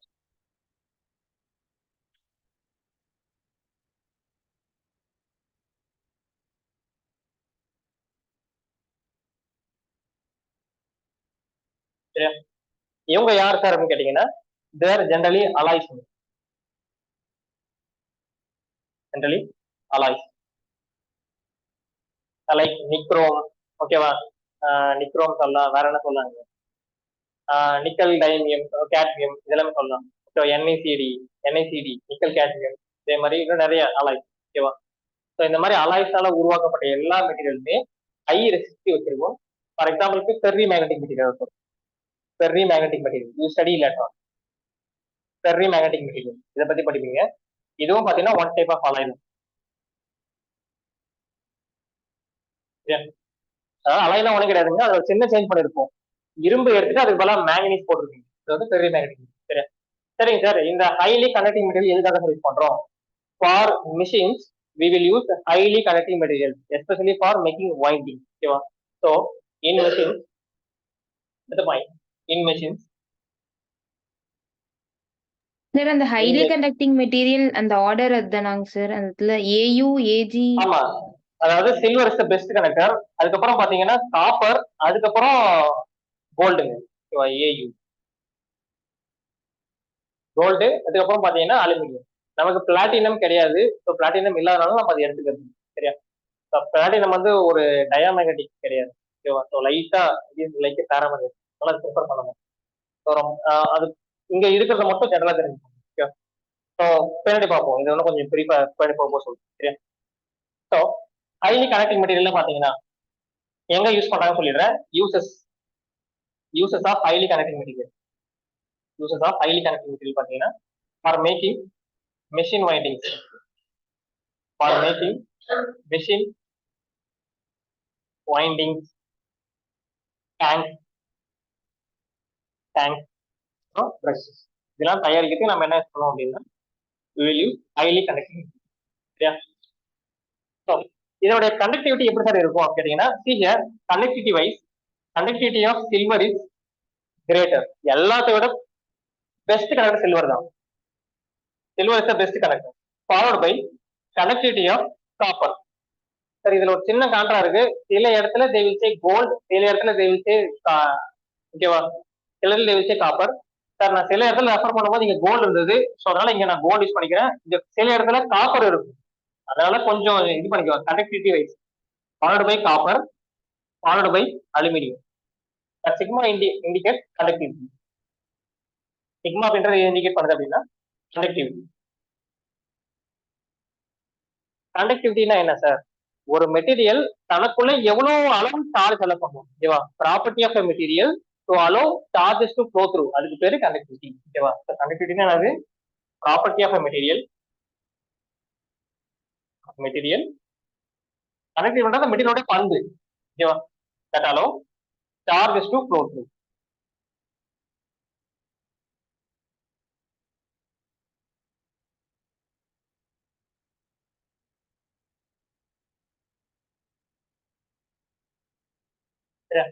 அப்ப silver is the best conductor followed by gold. சில books mostly சில்வருக்கு அடுத்து copper தான் வரும். But அந்த conductive wise அதுல அந்த molecular discriminate இருக்கிறதுனால சில்வர், கோல்டு, காப்பர், அது அலுமினியம் கொடுத்துருக்காங்க. சரியா? ஓகே. ஸோ ஐ ஹோப் இது வரைக்கும் கிளியரா புரிஞ்சுதான். டவுட் இருந்தா கேட்டுக்கோங்க. இதே மாதிரி ஹைலி ரெசிஸ்டிவ் மெட்டீரியலோட யூஸ் என்ன சார்? இது எங்க சார் யூஸ் பண்றாங்க? Use of highly resistive material they're used for making alloys. Sorry, used for making heating element. I'll erase this and write here.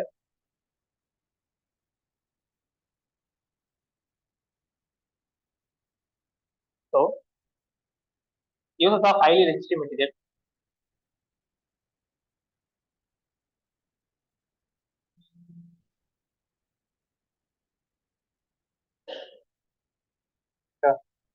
Used as alloys.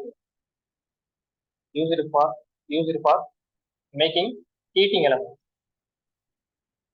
Heating எலமெண்ட்ஸை உருவாக்குறதுக்கு use பண்ற ஒரு நம்ம வீட்டுல வாட்டர் ஹீட்டர்லாம் இருக்கும்ல, அதெல்லாம் பாத்தீங்கன்னா மோஸ்ட்லி அலாய்ஸ் தான் உருவாக்கி. ஓகேவா? ஏன் அப்படின்னு பாத்தீங்கன்னா அலாய்ஸோடைய டெம்பரேச்சர் கோஎஃபிஷியன்ட் ஆஃப் ரெசிஸ்டன்ஸ் ரொம்ப கம்மி. சரி. So for alloys temperature coefficient of resistance is lesser.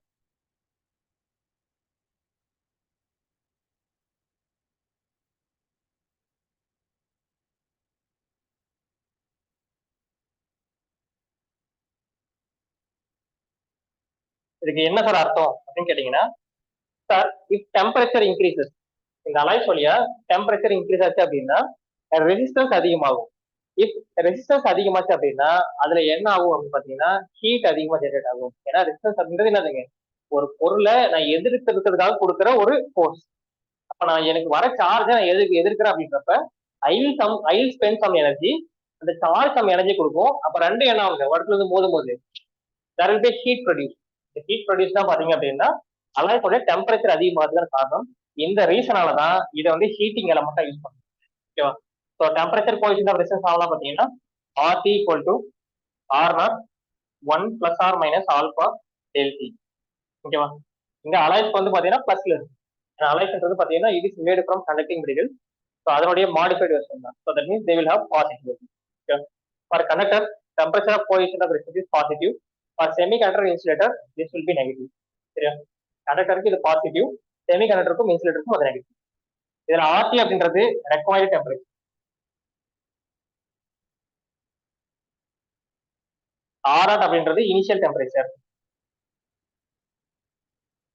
Alpha அப்படின்றது ஓகேவா டெம்பரேச்சர் கோஎஃபிஷியன்ட்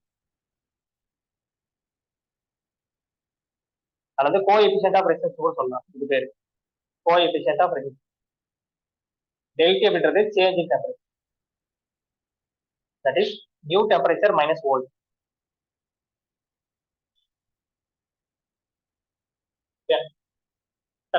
இதுதான் பாத்தீங்கன்னா என்னது நம்ம யூஸ் பண்ற ரெசிஸ்டிவ் மெட்டீரியலோடைய பண்புகள். சரியா? சோ இது வரைக்கும் டவுட் இருக்கா? இப்போ ஒன்றும் இல்ல, டெம்பரேச்சர் ரைஸ் ஆச்சு அப்படின்னா the overall resistance will increase. ஓகேவா? if there is a change in temperature increases then overall resistance will increase in case of பண்ணலாம். சரியா? இப்போ கனெக்டிவ் மெட்டீரியல் ரெண்டு விதமான கனெக்டிவ் மெட்டீரியல் பார்த்திருக்கோம். ஒருத்தர் யாருன்னு பாத்தீங்கன்னா ஹைலி கனெக்டிவ் மெட்டீரியல், இன்னொன்று பாத்தீங்கன்னா alloys R highly resistive material. So இதனுடைய பெனிஃபிட்ஸ் என்ன சார் இதெல்லாம் பார்த்துட்டோம். இப்போ இதுக்கான கேரக்டரிஸ்டிக்ஸ் எப்படி இருக்கும்? ஒரு கனெக்டிங் மெட்டீரியல் சொல்லிட்டு அதனுடைய கேரக்டரிஸ்டிக்ஸ் எப்படி இருக்கும் அதை பத்தி பார்த்துலாமா? Next thing will see is characteristics of conducting material.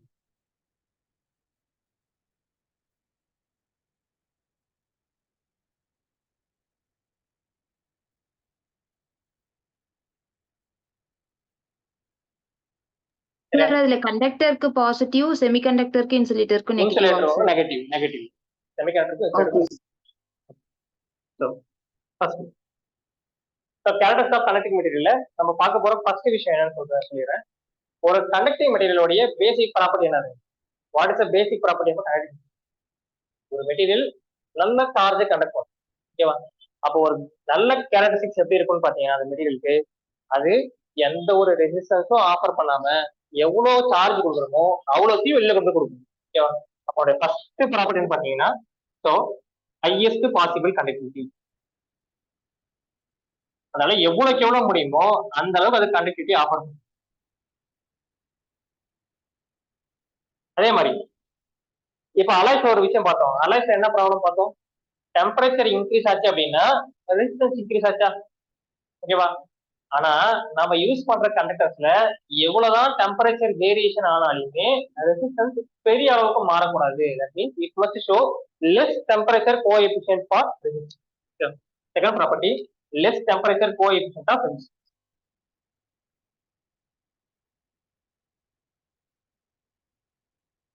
Temperature coefficient of resistance.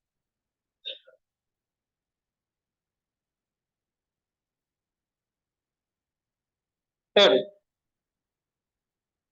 நம்ம உருவாக்குற கண்டக்டர் என்ன ஆயிடக்கூடாதுங்க, இப்படி உடச்சா உடஞ்சே போயிடக்கூடாது. ஓகேவா? ஃபார் எக்ஸாம்பிள் இந்த ஒயர் எடுத்துக்கோங்க. இந்த ஒயர் எடுத்திருக்குது. இந்த ஒயரை நான் எப்படி கசக்கனாலையும் எனக்கு என்னன்னு பார்க்கணும்னா இது ஒர்க் ஆகும். ஓகேவா? இல்ல சார் நான் கசக்கனா அப்படி தூள் தூளா போயிடுது அப்படின்னாலும் வேஸ்ட், கசக்கனா பிச்சுட்டு போயிடுது சார் அப்படின்னாலும் வேஸ்ட். ஓகேவா? அப்ப இந்த ஒயருக்கு you should have adequate mechanical strength. அதே மாதிரி தூள் தூளா போயிடக்கூடாது. தூள் தூளா போனா என்னதுங்க பெட்ரிலஸ் சொல்லுவோம், தூள் தூளா போயிடவும் கூடாது. சரியா? So next thing is it should have adequate mechanical strength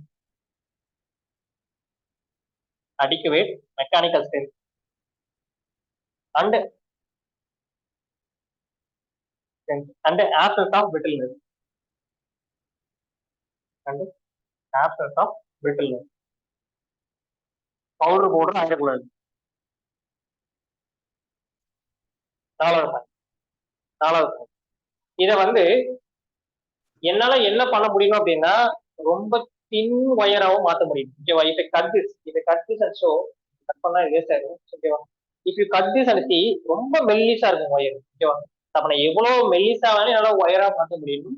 அதே மாதிரி நான் எவ்வளவு தட்டையா மாத்தினாலும் என்ன ஆகக்கூடாதுங்க, அது எனக்கு மாத்துற அளவுக்கு இருக்கும் அந்த ப்ராப்பர்ட்டி. ஓகேவா? It should be have a good rollability and good drawability. அதாவது சிம்பிளா சொல்லணும் அப்படின்னா மேலியபிள் அண்ட் டக்டைலா இருக்கும். சரியா? மேலியபிள் அண்ட் டக்டைல்னா என்னதுன்னா, மேலியபிள் அப்படின்னா நல்லா வளையும் தன்மை, தட் இஸ் ஒரு ரோலபிள் கேரக்டரிஸ்டிக் இருக்கிறது. அதே மாதிரி டக்டைலபிள் அப்படின்னா எவ்வளவு தட்டையா தேர்ந்தாலுமே என்ன ஆகும், அந்த கேரக்டரிஸ்டிக்ஸ்ல இருந்து என்ன ஆயிடக்கூடாது, சேஞ்ச் ஆயிடக்கூடாது ப்ராப்பர்ட்டி. தட் இஸ் ரொம்ப பிளாட்டா பண்ணிட்ட அப்புறம் எனக்கு வேஸ்ட். சரியா? So it should be rollable as well as ductileable. Okay, it should be rollable. எவ்வளவு சின்னதா வேணா ரோல் பண்ற மாதிரி இருக்கும். ஓகேவா? Rollable and டக்டைலபிள்.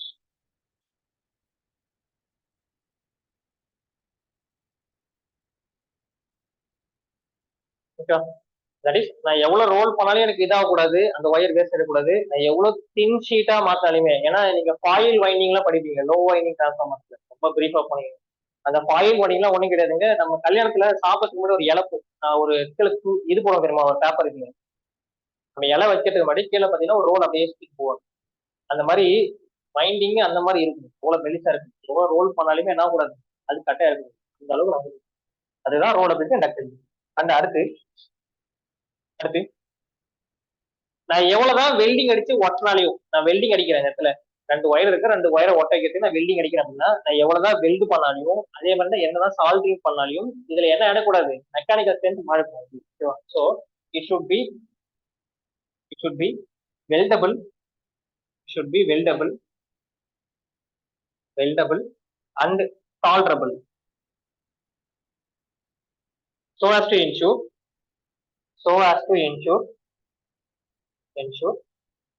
less resistance at joint,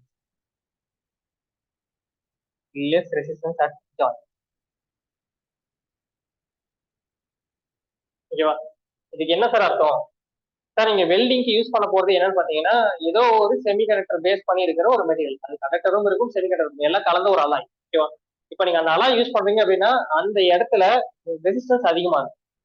அப்ப நம்ம யூஸ் பண்ண போற கண்டக்டர்ல அந்த கண்டக்டருக்கே அந்த சால்வபிள் ப்ராப்பர்ட்டி இருந்தால் எனக்கு என்ன பண்ண தேவையில்லை, நான் எக்ஸ்ட்ராவா வேற ஒரு மெட்டீரியல் எடுத்து வந்து இந்த கனெக்ஷனுக்கு யூஸ் கொடுக்க போறது. என்ன சொல்றது புரியுதுங்களா? ரெண்டு மெட்டீரியல் இருக்கு, ரெண்டு மெட்டீரியலுக்கே அது இயற்கையாவே சால்வ் ஆகிற ப்ராப்பர்ட்டி இருந்தா நான் அடிஷனலா வேற ஒரு புது மெட்டீரியல் கொண்டு வந்து இங்க போட தேவையில்லை. இது ரெண்டை வச்சு நான் சால்வ் பண்ணி சரியா? இல்ல இது ரெண்டுத்துக்குமே அந்த ப்ராப்பர்ட்டி இல்லை அப்படின்னா அது என்ன பண்ணுங்க, இன்னொரு புது மெட்டீரியல் வந்து இங்க சால்விங் ஆட் பண்ணுங்க. அந்த மெட்டீரியலோட ப்ராப்பர்ட்டி ரெசிஸ்டன்ஸ் அதிகமா இருக்கிற மாதிரி இருக்கும். அதனால என்ன ஆகுங்க, நமக்கு அந்த மெட்டீரியல் ரெசிஸ்டன்ஸ் அதிகமா இருக்கனால லீக்கேஜ் அதிகமா உருவாக்கும், தட் இஸ் கரண்ட் நிறைய வேஸ்ட் ஆகும். அந்த மாதிரி இருக்கக்கூடாதுன்னு சொல்றாங்க ஒரு நல்ல கண்டக்டர். சரியா? So it should be weldable and solvable. And last point, it should be free from corrosion. இந்த ஒயரை வாங்கிட்டு நம்ம 50 வருஷம் கழிச்சு பார்த்தாலே இந்த ஒயருக்குள்ள இருக்கிற செம்பு மாறக்கூடாது, அலுமினியமோ செம்போ இருக்கு அப்படின்னா அது என்ன ஆயிடக்கூடாது, துரு பிடிச்சிட்டு போயிடக்கூடாது. எப்படி இருக்கோ அதே மாதிரி இருக்கும். அந்த மாதிரி இருந்தால் அது ஒரு நல்ல கண்டக்டர். சரியா? So it should be free from corrosion.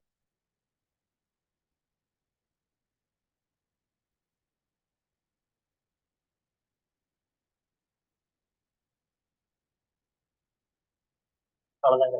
I hope இது வரைக்கும் புரிஞ்சிருக்கும்னு நினைக்கிறேன். இதெல்லாமே ஒரு கண்டக்டிவ் மெட்டீரியலுடைய basic character. Next will go for different types of conductive material. நாம என்னெல்லாம் யூஸ் பண்றோமோ அதெல்லாம் பார்க்கலாம். ஓகேவா?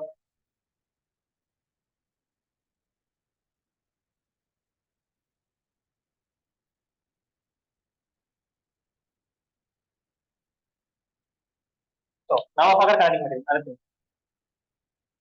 Classification of conductive material.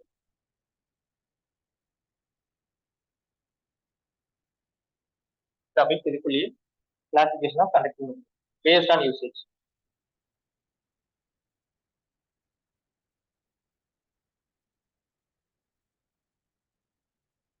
யூசேஜை base பண்ணி கிளாஸிஃபை பண்றாங்க. அதுல ஃபர்ஸ்ட் மெட்டீரியல் பார்க்க போறது காப்பர். ஓகேவா? ஸோ காப்பருடைய பர்பஸ் என்ன, காப்பர் எதுக்காக யூஸ் பண்றாங்க? ஓகேவா? ஸோ காப்பருடைய மெயின் பர்பஸ் பார்த்தீங்கன்னா it is used for making windings in a electrical machine. ஓகேவா? So for the construction of windings, for the construction of windings.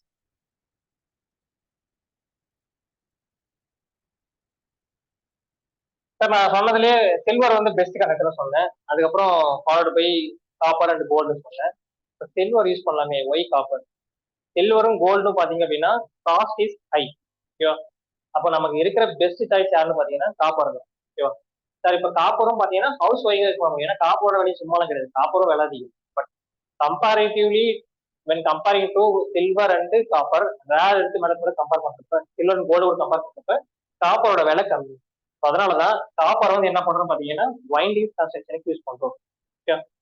So இந்த இந்த காப்பரை எப்படி சர்வீஸ் பண்ணுவாங்கன்னு சொல்லிடுறேன். இந்த காப்பருக்கு சில பேசிக் ப்ராப்பர்ட்டிஸ் இருக்கு. என்ன ப்ராப்பர்ட்டி பாத்தீங்கன்னா, இந்த காப்பர் வந்து நல்லா ஸ்ட்ராங்கா இருக்கும், நல்ல மெக்கானிக்கல் ஸ்ட்ரென்த் இருக்கும். அதே மாதிரி இது கரோட் ஆகாது, அரிக்காது. ஓகேவா? அந்த ரீசனால என்ன பண்றோம் பாத்தீங்கன்னா, நம்மளுடைய ஒயர்ஸ்ல காப்பர் யூஸ் பண்ணணும். சரியா? So copper copper has very good mechanical strength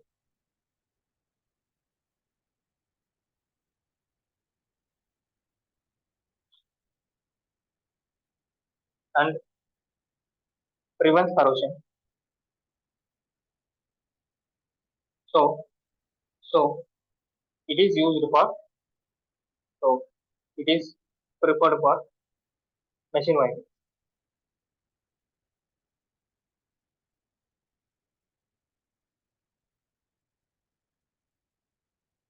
சரியா? சரி, இந்த மெஷின் வைண்டிங்குள்ள என்ன சார் காப்பர் யூஸ் பண்றாங்க அப்படின்னு பாத்தீங்கன்னா, ஸோ நல்ல ஒரு காப்பர் எடுத்த உடனே டேரக்டா யூஸ் பண்ண முடியாதுங்க. நம்ம யூஸ் பண்ண போற காப்பர் பேர் பாத்தீங்கன்னா அன்ஹீல்டு காப்பர். ஓகேவா? நார்மல் காப்பர் கிடையாது, அன்ஹீல்டு காப்பர். அன்ஹீல்டு காப்பர் என்ன சார்? ஒரு காப்பரை மண்ணிலிருந்து வெட்டி எடுத்து அதை பியூரிஃபை பண்ணி வர அந்த ஃபைனல் காப்பர். ஓகேவா? ஸோ அந்த மாதிரி இது பண்ற காப்பர் இருக்கு ஹார்ட் ட்ரான் காப்பர். ஓகேவா? ஸோ ஹார்ட் ட்ரான் காப்பர் தான் என்ன பண்றோம்னு பாத்தீங்கன்னா we are using for machine winding. ஓகேவா? So hard drawn copper wires, hard drawn copper wires, copper is used for winding because of their mechanical strength. Okay, due to their strength.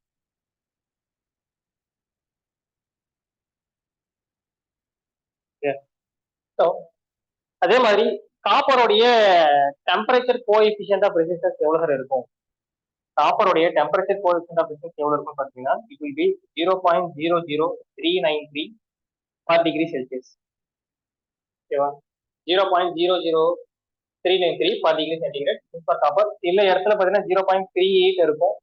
So சில books வந்து பாத்தீங்கன்னா 0.0039 இருக்கும். So அது plus R minus 0.1 variation இருக்கும். ஓகேவா? So அது வந்து book to book vary ஆகும். பட் ஸ்டாண்டர்ட்லி இது 20 டிகிரி. இது வந்து 20 டிகிரி செல்சியஸ்க்கான ரேஞ்ச். இது calculated for 20 degree celsius. I hope இது வரைக்கும் புரிஞ்சு நினைக்கிறேன். நம்ம காப்பர் எதுக்காக யூஸ் பண்றாங்க? For construction of machine winding.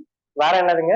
காப்பருடைய strength வந்து நல்ல மெக்கானிக்கல் ரொம்ப அதிகமா இருக்கும். அதே மாதிரி கரோஷனும் ஏற்படாது அப்படின்றனால மெஷின் வைண்டிங் ப்ரிஃபர் பண்றாங்க.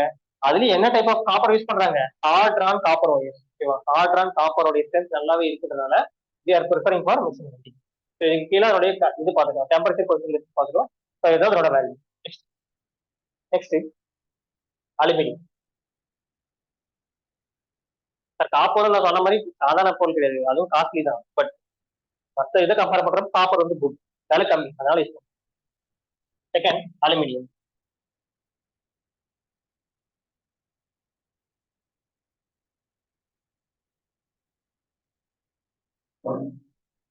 Aluminium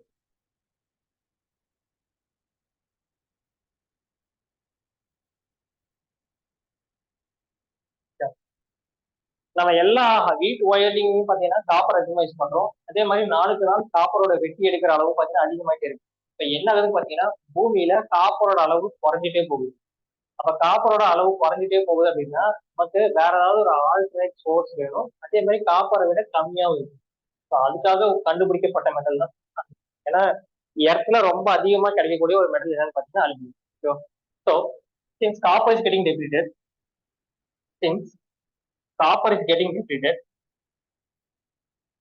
copper is getting depleted, the next best choice is aluminum.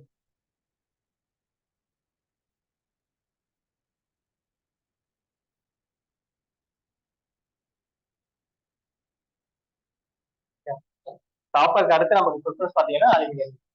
Aluminium எங்க சார் யூஸ் பண்றாங்க சார்? திரும்ப ரிப்பீட் பண்றேன், அலுமினியம் வந்து நீங்க என்ன பண்ண முடியாது சொல்லிடுறேன். அலுமினியம் வந்து ரொம்ப தின் ஒயரா ஃபார்ம் பண்ண முடியாது. ஓகேவா? ஏன்னா அலுமினியத்தோட ஸ்ட்ரென்த் கம்மி காப்பர் கம்பேர் பண்றப்ப. ஃபார் எக்ஸாம்பிள் காப்பரோட ஸ்ட்ரென்த் 1 எடுத்தீங்க அப்படின்னா அலுமினியம் அதுல பாதிதான். அப்படின்னும் போது ரொம்ப மெல்லிசான ஒரு ஒயரா உருவாக்குறீங்க அப்படின்னா அலுமினியம் வில் கெட் புரோக்கன். ஓகேவா? நீங்க அதனாலதான் கண்டுபிடிச்சு பாருங்க, டிரான்ஸ்மிஷன் இருக்குல்ல, நம்ம வீட்டை சுத்தி கம்பம் போட்டிருப்பாங்க பாருங்க, அங்க வந்து ஒரே ஒரு அலுமினியம் ஒயரை வந்து உள்ள சின்ன சின்ன த்ரெட்டர் ஒயரா போயிருப்பாங்க, ரொம்ப சின்னதா இருக்காது, ஒரு மினிமம் திக்னஸ் வச்சிருப்பாங்க. அதுக்கு கீழே போயிடுச்சு அப்படின்னா பாத்தீங்கன்னா பிரேக் ஆயிடும். இந்த அலுமினியம் ஒயரே பாத்தீங்கன்னா கட்டிங்ல வச்சு பிரேக் பண்ண மாட்டாங்க, முன்னையும் படியும் இது பண்ணாலே பாத்தீங்கன்னா அது பிரேக் ஆயிடும். ஏன்னா அலுமினியம் வந்து காப்பரை கம்பேர் பண்றப்ப கம்பேரிட்டிவ்லி ஸ்ட்ரென்த் கம்மி, ஆனா காஸ்ட் வந்து ரொம்ப கம்மி. அதனால என்ன பண்ண பாத்தீங்கன்னா, ஏன்னா ஒரு காப்பர் வந்து ஒரு கிலோ ஒரு 1500 ரூபாய் அப்படின்னா, அலுமினியம் அதே பாதி விலை கிடைக்கும், 700 ரூபாய் 750 ரூபாய்க்கு அலுமினியம் கிடைக்கும். ஓகேவா? அதனாலதான் என்ன பண்றாங்க அப்படின்னா அலுமினியத்தை வந்து பவர் டிரான்ஸ்மிஷன் லைன்ஸ்ல ப்ரிஃபர் பண்றாங்க. ஓகேவா? இது மெயின் ரீசன் கிடையாது, இதுவும் one of the reason. Main reason வேற, அது பவர் செல்ஸ் தான் இருக்கு. ஓகே, ஸோ ஸ்டேட்மெண்ட் எழுதிக்கோங்க ஒன்லி.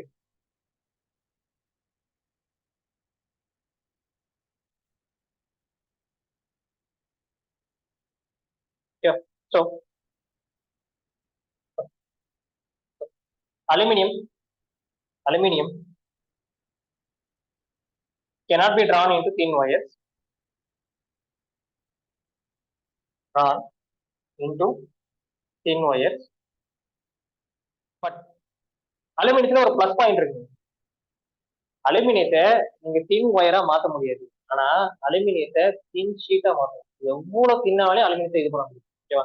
அதனால என்ன பண்றாங்க பாத்தீங்கன்னா அலுமினியத்தை they are used as foil type welding. Aluminium cannot be used as, ஓகேவா, can be drawn in thin wire, ரொம்ப தின் ஒயரா மாத்த முடியாது. ஆனால் என்ன அட்வான்டேஜ் அலுமினியத்துல எவ்வளவு தின்னா வந்து ஷீட் உருவாக்க முடியும். ஸோ தின் ஷீட் பேஸ்ட் வைண்டிங் எங்கெல்லாம் தேவைப்படுதோ அங்கெல்லாம் என்ன பண்ணலாங்க, we will prefer aluminium. But it can be drawn into thin sheets.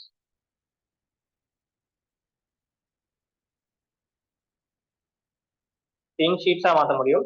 So அப்ப என்ன பண்ணலாங்க, so it is preferred for foil type winding. Foil type winding in low power transformer.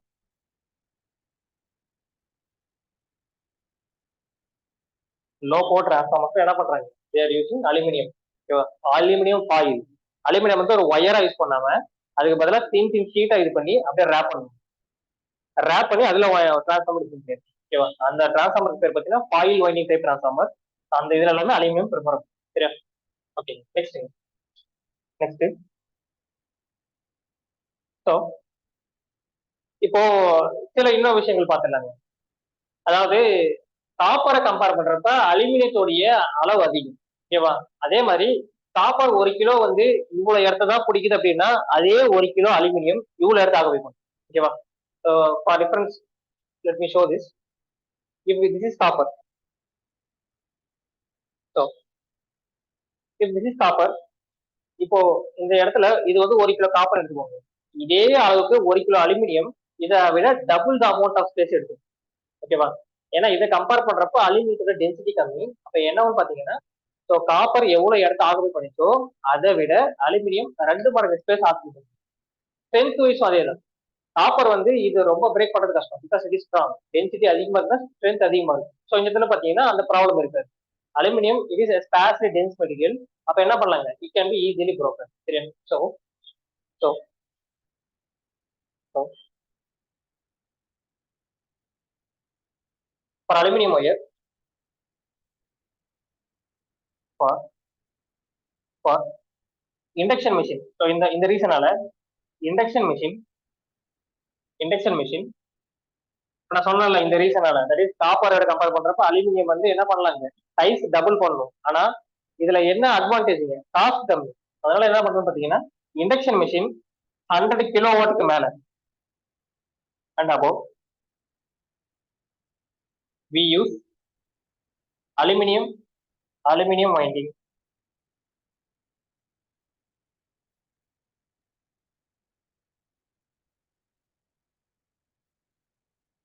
Aluminum winding for cage rotors. Induction மிஷின்ல 100 kW மேல போயிடுச்சு அப்படின்னா aluminium winding use பண்ண முடியும் gauge ரோட்டர்ஸ்ல. Gauge rotor தான் ஒண்ணும் கிடையாதுங்க, அந்த ரோட்டருடைய டிசைன் பாத்தீங்கன்னா கூண்டு மாதிரி இருக்கும். Like this. அதாவது ஒயரா இல்லாம வைண்டிங் என்ன பண்ணீங்கன்னா பார்பரா போட்டு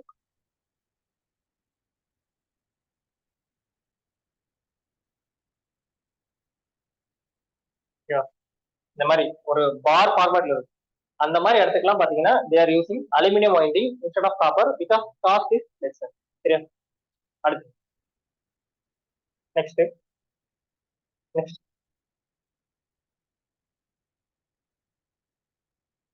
நான் என்ன சொன்னேங்க, அலுமினியத்தோடைய ஏரியா சாரி அலுமினியம் வந்து காப்பரை கம்பேர் பண்றப்ப அதிகமான ஏரியா ஆக்குபை பண்ணுதா? அதுக்கான ரீசன் தெரியணும்ல. Why area of aluminium is greater than area of copper. let us find this question. Why area of aluminium is greater than area of copper?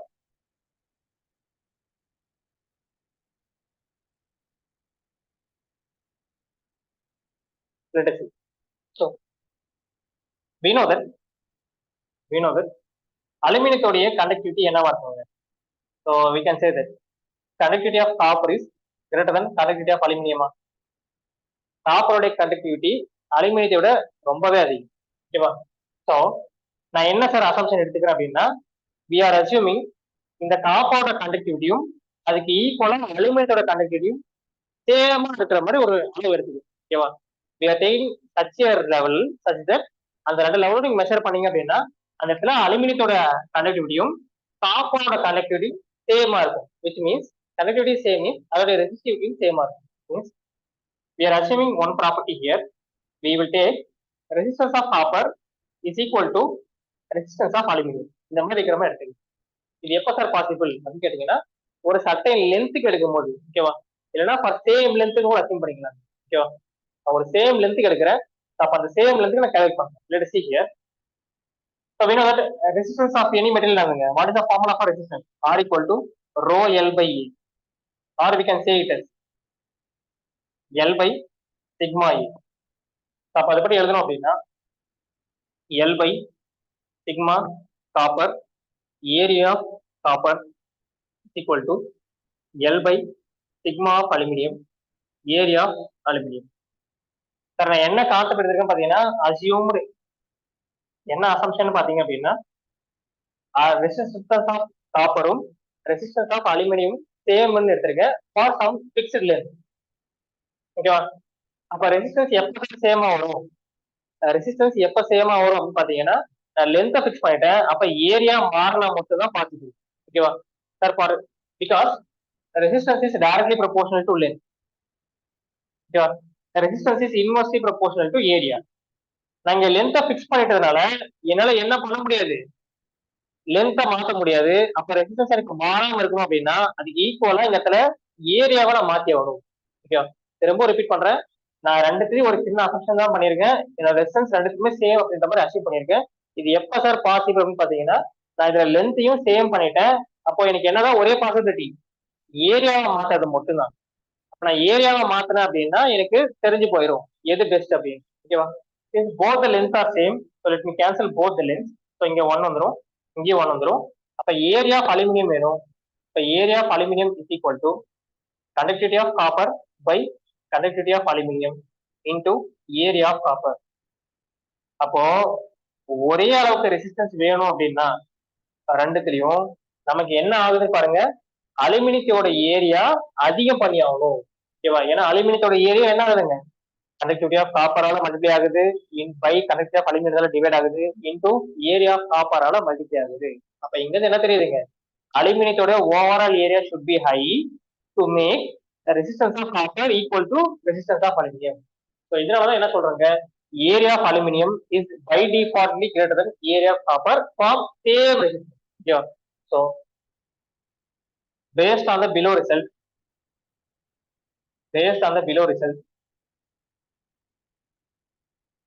for same resistance, we can conclude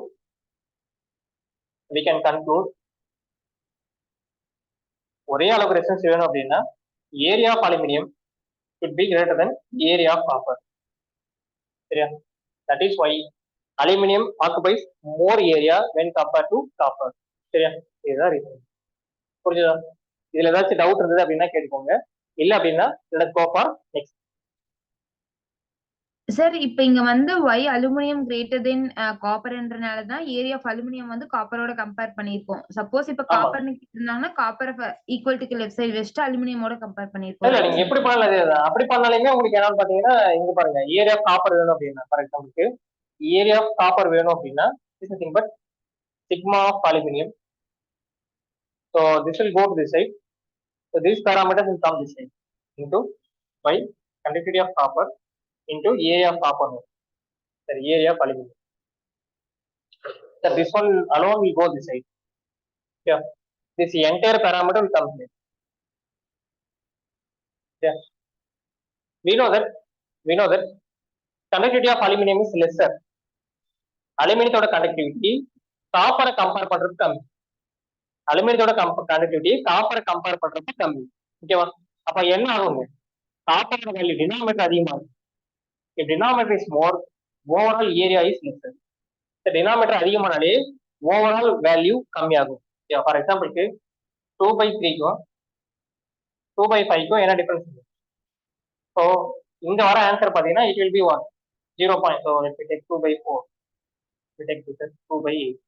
இங்க இருக்கு, see here, this will be 0.25. ஓகேவா? 0.5 and this will be what? This will be 0.25. ஓகேவா? அப்ப இதுக்கு இருக்கு என்ன வித்தியாசம்? Denominator increase ஆக ஓவரால் வேல்யூ குறைஞ்சிட்டே வருது. டினாமினேட்டர் கம்மியா இருக்கிறப்ப ஓவரால் வேல்யூ அதிகமா இருக்கு. சரி, இங்க பாத்தீங்கன்னா டினாமினேட்டரோட வேல்யூ கம்மி, area conductivity of aluminium is lesser. அப்ப ஓவரால் ஏரியா ஆஃப் அலுமினியம் அதிகம். இங்க காப்பருக்கு அலுமினியத்தை விட கண்டக்டிவிட்டி அதிகம். அப்ப இங்க டினாமினேட்டர் இன்க்ரீஸ் ஆகுது, அப்ப ஏரியா ஆஃப் காப்பர் கம்மியா இருக்கு. சரியா? இதான் அதான் சொல்லியிருக்கோம். அந்த ரிசல்ட் நம்ம என்ன கன்க்ளூஷன் கொடுத்துருக்கோம் அப்படின்னா, அலுமினியத்தோட ஏரியா காப்பரோட ஏரியாவை விட டிஃபால்ட்டாவே அதிகமா இருக்கு அப்படின்னு கம்பேர் பண்ணிருக்கோம் ஃபார் சேம். சரியா? வேற ஏதாவது டவுட் இருந்தது அப்படின்னா டவுட் இருந்தா வேற ஏதாவது கேட்டுக்கோங்க, இல்லைன்னா டிஸ்கஸ் பண்ணுங்க.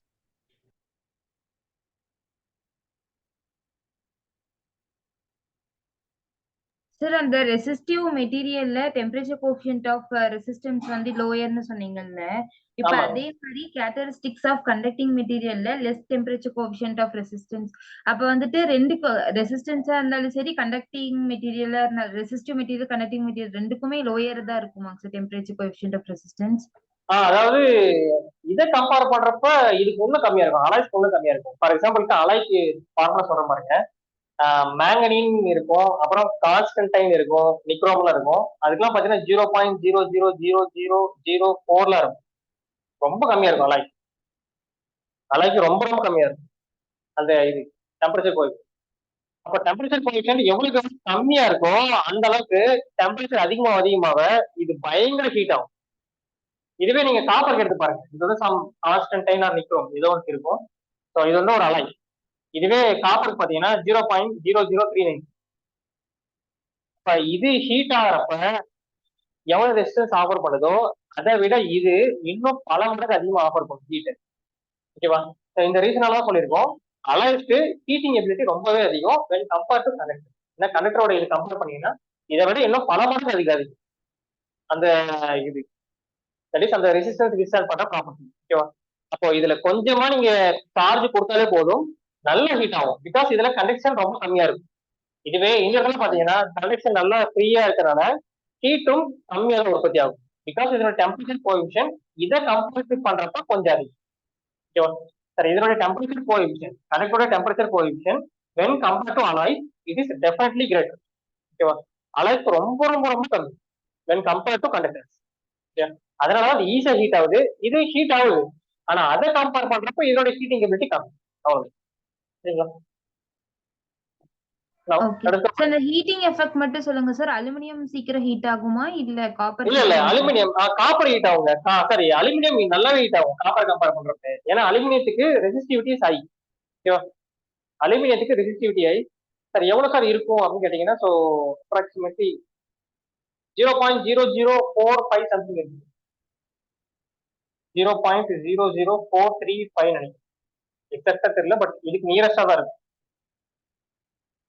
ஓகேவா? அப்ப இதுக்கு இன்னும் அதிகம் அப்படின்றப்ப இது இன்னும் நல்லாவே ஹீட் ஆகும் when compared to copper. Okay sir. அடுத்து இப்ப நம்ம என்ன பார்த்தோங்க, ஏரியா அதிகம் அப்படின்றாங்க.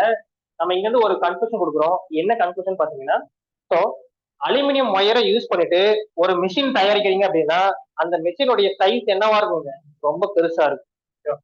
So for for aluminium wire the size of slot the size of slot required in a machine will be higher. Machine is higher. For example, உங்களுக்கு புரியுற மாதிரி ஒரு டயக்ராம் போட பாருங்க. நீங்க டிரா த டயக்ராம். நீங்க டிரா பண்ணாதீங்க, it's show you.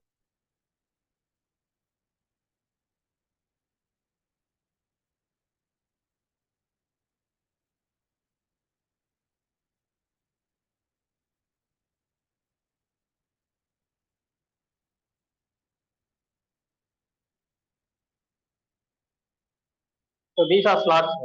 நம்ம மிஷின்ல வெட்டி எடுக்கிற ஸ்லாட்ஸ். இந்த ஸ்லாட் கூட தான் என்ன ஆகும் பாத்தீங்கன்னா நம்ம போடுற ஒயர் எல்லாமே போய் ஸ்டோர் ஆகும். இது கூட தான் நம்ம ஒயரை வைண்டிங் பண்ணுவோம்.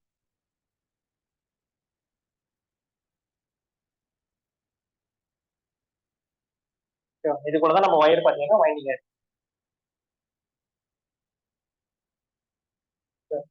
அப்ப நான் ஒரு வைண்டிங் கட்டுறேன் அப்படின்னா, ஒரு காயில் நான் உள்ள கட்டுறேன் அப்படின்னா இப்படிதான் கட்டியிருக்கு.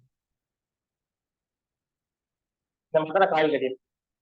இப்போ காப்பர் ஃபார் எக்ஸாம்பிள் இங்க 2 காயில் கட்ட முடியுது அப்படின்னா இதே இடத்துல அலுமினியம் காயில் எத்தனை தான் கட்ட முடியும், ஒரு காயில கட்ட முடியும். ஓகேவா? ஏன்னா காப்பர் கம்பேர் பண்றப்ப அலுமினியத்தோடைய ஏரியா அதிகம். அப்ப என்ன ஆகும் பாத்தீங்கன்னா, இப்ப ஃபார் எக்ஸாம்பிள் காப்பர் 2 ரவுண்ட் சுத்த முடியுது அப்படின்னா இந்த இடத்துல அலுமினியம் ஒரு ரவுண்ட் தான் சுத்த முடியும். பிகாஸ் ஏரியா ஆஃப் அலுமினியம் காப்பரை கம்பேர் பண்றப்ப கம்பேர்லி டபுள் தான் இருக்கும். ஓகேவா? அப்ப எவ்வளவு ஆகும் பாத்தீங்கன்னா இதுல இதே சைஸ்க்கு ஒரே ஒரு அலுமினியம் வாங்கி சுத்த முடியும். அப்ப ரெண்டுமே நான் ஈக்குவலா சுத்தணும் அப்படின்னா நான் காப்பரையும் 2 வயலி சுத்தணும், அலுமினியமும் 2 வயலி சுத்தணும்னா நான் என்ன பண்ணி ஆகணும், இந்த ஸ்லாட்டோட கேப்ப இன்னும் அதிகம் பண்ணும். அப்போ எனக்கு 2 அலுமினியம் வயல் சுத்தணும் அப்படின்னா நான் ஸ்லாட் கேப் என்ன பண்றேன், இன்னும் பெருசு பண்றேன். இதை கம்பேர் பண்றப்ப இந்த ஸ்லாட் கேப் இன்னும் பெருசா இருக்கு. அப்பதான் அந்த இடத்துல 2 அலுமினியம் வயர் சுத்தணும். அதான் பிகாஸ் அலுமினியம் வயருடைய இது பாத்தீங்கன்னா என்னதுங்க, ஏரியா அதிகமா இருக்கிறாங்க. இதான் இருக்கு, வேற எதுவும். ஐ ஹோப் இது வரைக்கும் கிளியரா புரியுதுங்களா? Next point. ஸோ அலுமினியத்தை எங்க சார் யூஸ் பண்றாங்க, ஓகேவா? அலுமினியம் பாத்தீங்க அப்படின்னா they are used for construction of transformer tank. ஓகேவா? So aluminium is used for construction of transformer tank. எதுக்காக பாத்தீங்கன்னா to minimise stray load losses. To minimize stray load losses.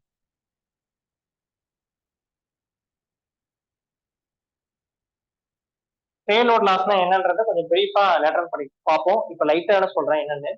Stray load lossனா ஒண்ணு கிடையாது. உங்களோட டிரான்ஸ்ஃபார்மர்ல ஃப்ளக்ஸ்னா ஒண்ணு கிடையாது, மேக்னெட்டிக் ஃபீல்ட் லைன்ஸ் ஃப்ளோ ஆகிற part. அந்த ஃப்ளக்ஸ் ஃப்ளோ ஆகிற பார்ட் தவிர மற்ற இடத்துல எல்லாம் உங்களுக்கு ஃப்ளக்ஸ் உற்பத்தி ஆகுது அப்படின்னா அந்த ஃப்ளக்ஸை வந்து waste flux or useless flux சொல்லுவோம், அல்லது லீக்கேஜ் ஃப்ளக்ஸ் சொல்லுவோம். இந்த மாதிரி லீக்கேஜ் ஃப்ளக்ஸ் என்ன பண்ணும் பாத்தீங்கன்னா இது ஒரு லாஸை உருவாக்கும். ஓகேவா? That is a loss which is occurring inside a transformer or any electrical machine when the flux travels other part than the required part. தேவையான பார்ட் தவிர மற்ற ஏதோ ஒரு வழியில அந்த ஃப்ளக்ஸ் எல்லாம் டிராவல் ஆகுது அப்படின்னா அந்த ஃப்ளக்ஸ் யூஸ் கிடையாது. அந்த மாதிரி உருவாகிற ஃப்ளக்ஸ்னால ஏற்படுற எதுவுமே நமக்கு யூஸ் கிடையாது. அதனால ஒரு லாஸ் மிஷின்ல கிரியேட் ஆயிருக்கும். அந்த லாஸ்க்கு பேர் தான் பாத்தீங்கன்னா ஸ்ட்ரே லோட் லாசஸ். ஓகேவா? இது அலுமினியம், அதாவது இது எங்கெல்லாம் உருவாக்குறது, அந்த ஒயர்லயும் இருக்கும், அதே மாதிரி அந்த ஒயர் டிராவல் பண்ற அந்த அயன் கோர்லயும் இருக்கும். ஓகேவா? அப்ப 2 விதமான ஸ்ட்ரே லோட் லாஸ் இருக்கும். ஒன்னு அயன் ஸ்ட்ரே லோட் லாஸ், இன்னொன்னு அந்த அலுமினியம் போட்டிருக்க இல்ல காப்பர் போட்டுக்கிற winding copper stray load loss. ஓகேவா? இது எவ்வளவு சார் இருக்கும்னு கேட்டீங்கன்னா 0.5% ஆஃப் ஓவரால் லாஸா இருக்கும். ஜெனரலி நெக்லிஜிபிள் தான், நெக்லிஜிபிள் அளவு தான் இருக்கும். பட் அலுமினியம் யூஸ் பண்ணோம் அப்படின்னா இந்த ஸ்ட்ரே லோட் லாஸை குறைக்க முடியும். ஏன்னா அலுமினியம் வந்து ஒரு குட் கண்டக்டர். அப்ப என்ன சார் பண்ணும் அப்படின்னு கேட்டீங்கன்னா இந்த அலுமினியம் அந்த கண்டக்டரோட நேச்சுரல் ப்ராப்பர்ட்டி சொல்லிடுறேன். Conductors are diamagnetic. Generally conductors are diamagnetic, which means அதுங்க ஃப்ளக்ஸ் அலோவ் பண்ணாது. அப்ப நீங்க அலுமினியம் வச்சுட்டு நீங்க ஒரு டிரான்ஸ்ஃபார்மர் டேங்க் கன்ஸ்ட்ரக்ட் பண்றீங்க அப்படின்னா அது என்ன சார் பண்ணும் அப்படின்னு கேட்டீங்கன்னா அதுக்குள்ள பிளக்ஸ் போனாலையும் அதை ஃப்ளோ ஆக விடாது. It will black because aluminium is a diamagnetic material. ஓகேவா? தட் மீன்ஸ் அதுக்குள்ள பிளக்ஸே போக ட்ரை பண்ணாலுமே அதை பிளாக் பண்ணுது. அதனால இந்த லாஸை குறைக்க முடியும். சரியா? அவ்வளவுதான். இதுதான் பாத்தீங்கன்னா அலுமினியத்தோட benefit. Now let's see one more thing. The last thing we will see is we will complete carbon and we will bind it. Next நம்ம என்ன பார்க்க போறோம் பார்த்தீங்கன்னா கார்பன். நம்ம மூணாவது பார்க்குற எலக்ட்ரிக்கல் காம்பவுண்ட் கார்பன். அதே மாதிரி இதுல ஒரே ஒரு பாயிண்ட் மிஸ் பண்ணிட்டேன். பாயிண்ட் சொல்லிடுறேன். அலுமினியம் வந்து என்ன ஆகுதுன்னு சொல்லிடுறேன். அலுமினியம் ரஸ்ட் ஆகாது, அலுமினியம் கரோட் ஆகாது, அரிக்காது. நீங்க வாட்ச் பண்ணிருக்கீங்க நம்ம வீட்டுக்கு இருக்கிற ஒயர்னா கூட இந்த மாதிரி மேல ஒரு பிளாஸ்டிக் இருக்கும். பிளாஸ்டிக்னா ரப்பர் கோட்டிங் கொடுத்து பாதுகாப்பா வச்சிருப்பாங்க.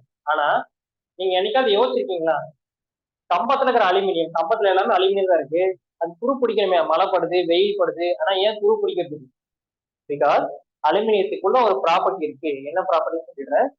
ஸோ அலுமினியம் காத்தோட ரியாக்ட் ஆச்சுன்னா, அலுமினியம் காத்தோட ரியாக்ட் ஆச்சு அப்படின்னா நமக்கு என்ன ஆகும்னு பாத்தீங்கன்னா இது ப்ரொடியூஸ் அலுமினியம் ஆக்சைடு. ஓகேவா? இந்த அலுமினியம் ஆக்சைடு என்ன பண்ணும் சார் பாத்தீங்கன்னா மேல வந்து ஒரு கோட்டிங் மாதிரி ஃபார்ம் பண்ணிடும். மேல வந்து ஒரு கோட்டிங் மாதிரி ஃபார்ம் ஆயிடும். அது இது அதுக்கு மேல அதுக்கு என்ன பட்டாலையும் தண்ணியோ வெயிலோ எவ்வளவு பட்டாலுமே இன்னும் ரெஸ்ட் ஆகாம பார்க்கும். ஓகேவா? Aluminium when react with air it will form aluminum oxide. This layer prevent further oxidation. Okay, so aluminum when reacting with air produces aluminum oxide which prevents further oxidation.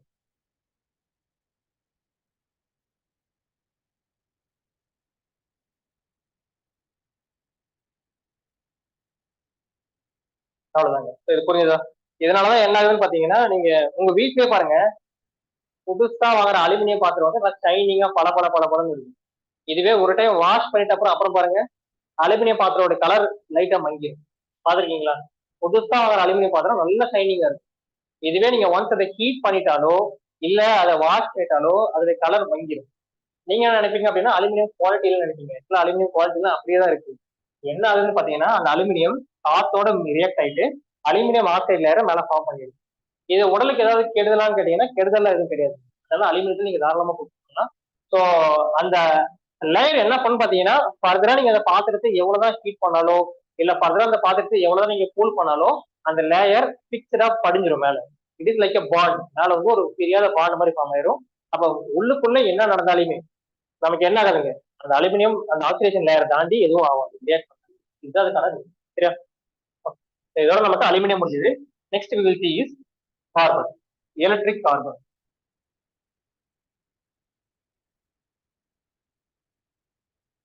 Third connecting material we will see is carbon.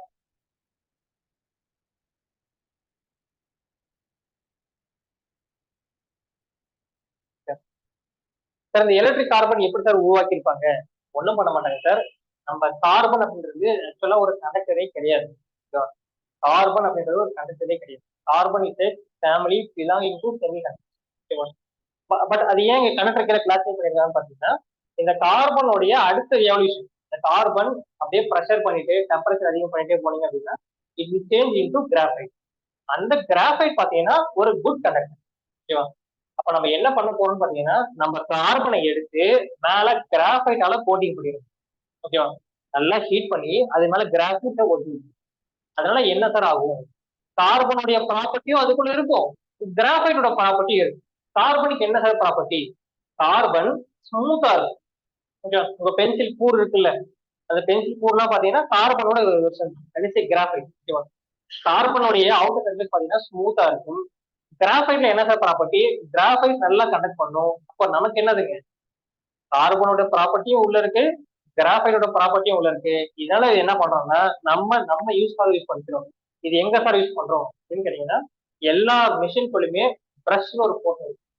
அந்த பிரஷ்ல பாத்தீங்க அப்படின்னா they will generally make with the help of electric current. ஓகேவா? So எழுதிடுறேன். Carbon is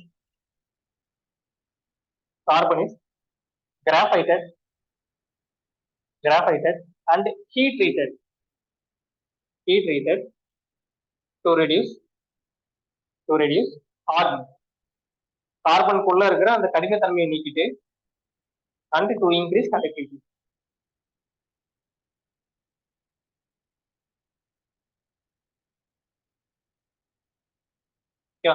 அப்ப conductivity of carbon எவ்வளவு sir அப்படின்னு கேட்டீங்கன்னா, conductivity of carbon வந்து நெகட்டிவ்ல இருக்குங்க -0.0005, -0.0005.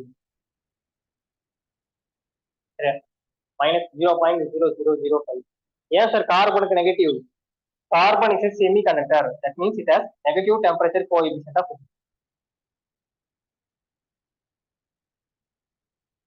சார் இதுக்கு அர்த்தம் என்னதுங்க? நெகட்டிவ் டெம்பரேச்சர் கோஎஃபிஷியன்ட் ஆஃப் ரெசிஸ்டன்ஸ்னா டெம்பரேச்சர் இன்க்ரீஸ் ஆனால் கண்டக்டிவிட்டி இன்க்ரீஸ் ஆகும். ஓகேவா? செமிகண்டக்டரோட நல்ல விஷயம் என்னன்னு பாத்தீங்கன்னா, டெம்பரேச்சர் இன்க்ரீஸ் ஆக they will start to behave like conductor. அப்ப நீங்க பிரஷ் யூஸ் பண்றதுல என்ன சார் அட்வான்டேஜ் பாத்தீங்கன்னா, நீங்க பிரஷ்னா நான் பல்லுல இருக்கிற பிரஷ் கிடையாதுங்க, மிஷின்குள்ள இருக்கிறது. ஓகேவா? இந்த பிரஷோட ஒர்க் என்ன சொல்லியிருந்தேன். இந்த பிரஷ் வந்து ஏதோ ஒரு சுத்திட்டு இருக்கும், ஒரு காம்பவுண்ட் அது பக்கத்துல டச் ஆயிட்டு இருக்கு. இந்த காயில் சுத்தும் போது என்னன்னு பாத்தீங்கன்னா, இந்த காயில்ல இருந்து சார்ஜஸ் வெளியே வர ட்ரை பண்ணும். அந்த வெளியே வர இடத்துல என்ன பண்ணிருப்பாங்க, இந்த பிரஷ் வச்சிருப்பாங்க. இந்த காயில் சுத்தும் போது என்னன்னு பாத்தீங்கன்னா ஹீட் நல்லா ப்ரொடியூஸ் ஆகும். இந்த ஹீட் என்னன்னு பாத்தீங்கன்னா இந்த பிரஷ் மேல அப்படியே போடும். இந்த பிரஷ் மேல படும்போது என்ன சார் ஆகும் பாத்தீங்கன்னா, இந்த பிரஷ் நல்லாவே ஹீட் ஆக ஸ்டார்ட் ஆகும். அப்ப இங்க உற்பத்தி ஆகிற சார்ஜ் என்ன ஆகும் பாத்தீங்கன்னா, இந்த ஸ்மூத் சர்ஃபேஸ் அப்படியே வந்து படிச்சிடும். இங்க வந்து நமக்கு கோட் ஆயிடுச்சு அப்படின்னா, if my hand is brush, இதுதான் ரொட்டேட்டிங் ஆகும். அப்ப எனக்கு என்னன்னு பாத்தீங்கன்னா, என் ஹேண்ட் வந்து ரொட்டேட்டிங் ஆர்முக்கு இதை வச்சிருக்கு. அப்ப இது ரொட்டேட் ஆக இந்த பிரஷ் என்ன சார் பண்ணு பாத்தீங்கன்னா, இந்த உற்பத்தி ஆகிற சார்ஜஸை இங்க ஃபுல்லா கனெக்ட் வச்சு. ஏன் சார் இங்கேயே டைரக்டாவே எடுத்துக்க முடியாதான்னு கேட்டீங்கன்னா, சுத்திட்டு இருக்கிற இடத்துல ஒயர் போட்டு டேப் பண்ண முடியும். ஓகேவா? அதனால இது ஒரு கான்ஸ்டன்டா ஒரு போர்ஷன் வச்சு எடுக்கும். அப்ப லாஸ் ஆகாதுன்னு கேட்டீங்கன்னா, லாஸ் போக மீதிக்கிறது. ஓகேவா? அதனால ரொம்ப ஸ்மூத்தா மாத்திடும். எவ்வளவுக்கு ஸ்மூத் சர்ஃபேஸா இருக்கோ அந்த இடத்துல நிறைய சார்ஜஸ் பிடிக்க முடியும். ஓகேவா? அது நிறைய சார்ஜஸ் கேப்சர் பண்ண முடியும். எவ்வளவுக்கு சர்ஃபேஸ் ஷார்ப்பா இருக்கோ அதுல நிறைய சார்ஜ் அக்குமுலேட் பண்ண முடியும். அப்போ மோஸ்ட்லி இந்த பிரஷ் எங்க சார் வச்சிருப்பான்னு பாத்தீங்கன்னா, மோஸ்ட்லி கண்டக்டருடைய எண்ணில் வச்சிருப்பாங்க. ஒரு கண்டக்டர் எங்க ஷார்ப்பா இருக்கோ அந்த போர்ஷன் வச்சிருப்பாங்க. ஏன்னா அங்கதான் நிறைய சார்ஜஸ் இருக்கும். அவ்வளவு சார்ஜ் இந்த பிரஷ் பிடிச்சிடும். ஓகேவா? ஸோ அந்த மாதிரி பிடிக்கும் போது நம்ம என்ன பண்ண முடியுங்க, இந்த பிரஷ்ல இருக்கிற சார்ஜை ஈஸியா ஒரு ஒயர்ல இருந்து வெளியேற்றும். சரியா? இந்த பர்பஸ்க்காக தான் கார்பன் யூஸ் பண்ணாங்க. சரியா? Carbon is graphited and heat treated to reduce hardness and to increase conductivity. Okay, because this is done because electrical machines, because in electrical machines carbon is used for making brushes. Carbon is used for making brushes. அப்ப இன்னொரு doubt வருங்க, நம்ம ஏன் copper அலுமினியமே வச்சு brush தயாரிக்கூடாது? ஏன் ஸ்பெசிபிக்கா கார்பனுக்கு போறோம்? ஏன் copper aluminium தயாரிச்சா என்ன? அதுவும் கண்டக்டர், காப்பர் அலுமினியம் கண்டக்டர். அப்ப இன்னும் நல்லா தானே சார்ஜ் பிடிக்கும். ஏன் ஸ்பெசிபிக்கலா கார்பன்? ஏன் அப்படின்னு பாத்தீங்கன்னா, காப்பருடைய அவுட்டர் சர்ஃபேஸும் அலுமினியத்தோட அவுட்டர் சர்ஃபேஸும் ரஃப்பா இருக்கும், ஸ்மூத்தா இருக்காது. அந்த ஸ்மூத்னஸ் இல்லாதனால என்ன சார் ஆகும் அப்படின்னு பாத்தீங்கன்னா, இந்த ரஃப்பா இருக்கிற இடத்துல எல்லாமே பேட்ச் இருக்கும். இப்பெல்லாம் கார்பன் சர்ஃபேஸ் வந்து இப்படி ஸ்மூத்தா இருக்குன்னா, அதே இது நீங்க காப்பரோ அலுமினியமோ எடுத்தீங்க அப்படின்னா இந்த மாதிரிதான் இருக்கும். நான் இப்பதான் சொன்னேன், எங்கெல்லாம் ஷார்ப்பான எட்ஜ் இருக்கோ இதெல்லாம் அதிகமான சார்ஜஸ் அக்குமுலேட் ஆகும். ஷார்ப் எட்ஜ்ல பாத்தீங்கன்னா சார்ஜஸ் நிறைய அக்குமுலேட் ஆகும். அப்ப என்ன சார் ஆகும்னு பாத்தீங்கன்னா, அன்யூனிஃபார்மா சார்ஜ் டிஸ்ட்ரிபியூட் ஆகும். இந்த மாதிரி அன்யூனிஃபார்மா சார்ஜ் டிஸ்ட்ரிபியூட் ஆச்சு அப்படின்னா நமக்கு இந்த கண்டக்டர் சார்ஜை லீக்கேஜ் பண்ண ஸ்டார்ட் பண்ணும். சார்ஜ் அங்கிருந்து வெளியே விட ஸ்டார்ட் பண்ணும். இதனால என்ன சார் ஏற்படும் பாத்தீங்கன்னா, ஸ்பார்க்கிங் ஏற்படும். நீங்க ஒண்ணுல சுவிட்ச் போடும்போது சில சமயம் பாத்தீங்கன்னா பொறியா வரும் தெரியுமா, அந்த எஃபெக்ட் பேரு ஸ்பார்க்கிங். அது ஏன் வருது அப்படின்னு பாத்தீங்கன்னா, லோட் அதிகமா இருக்கிறப்ப, அதுவும் இந்த மாதிரி காப்பர் அலுமினியம்னால நம்ம ஒயர் உருவாயிருக்கிறதுனால இந்த சர்ஃபேஸ் எல்லாமே ரஃப்பா இருக்கும். அந்த ரஃப் சர்ஃபேஸ்ல சார்ஜஸ் நிறைய அக்குமுலேட் ஆகும்போது ஸ்பார்க்கிங் எஃபெக்ட் கிரியேட் ஆகும். ஆனா இந்த இடத்துல என்ன இருக்குங்க, இந்த கார்பன் சர்ஃபேஸ்ல அந்த மாதிரி இருக்காது. Because it is a smooth surface. அப்ப there is no effect of sparking. சரியா? ஸோ அது இங்க சொல்லிடலாம் ஒரு பாயிண்டா. since since aluminum and copper has rough surface have rough surface, yeah, its charge storage will be uneven. The charge storage will be uneven at the surface.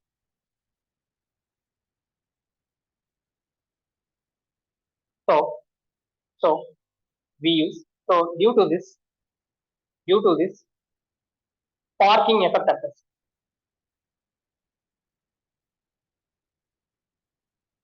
ஓகேவா, sparking effect ஏற்படுதுங்க. இதனால என்ன ஆகும், சார்ஜஸ் நிறைய வேஸ்டா போகும். இதை அவாய்ட் பண்றதுக்காக தான். So to avoid this we use carbon. ஓகேவா, so to avoid this we use carbon.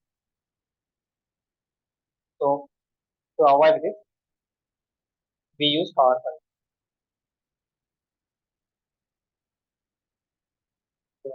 இங்க ஏற்படுற அந்த ஸ்பார்க்கிங் எஃபெக்டை மினிமைஸ் பண்றது என்ன பண்றாங்க, கார்பன் யூஸ் பண்றோம்.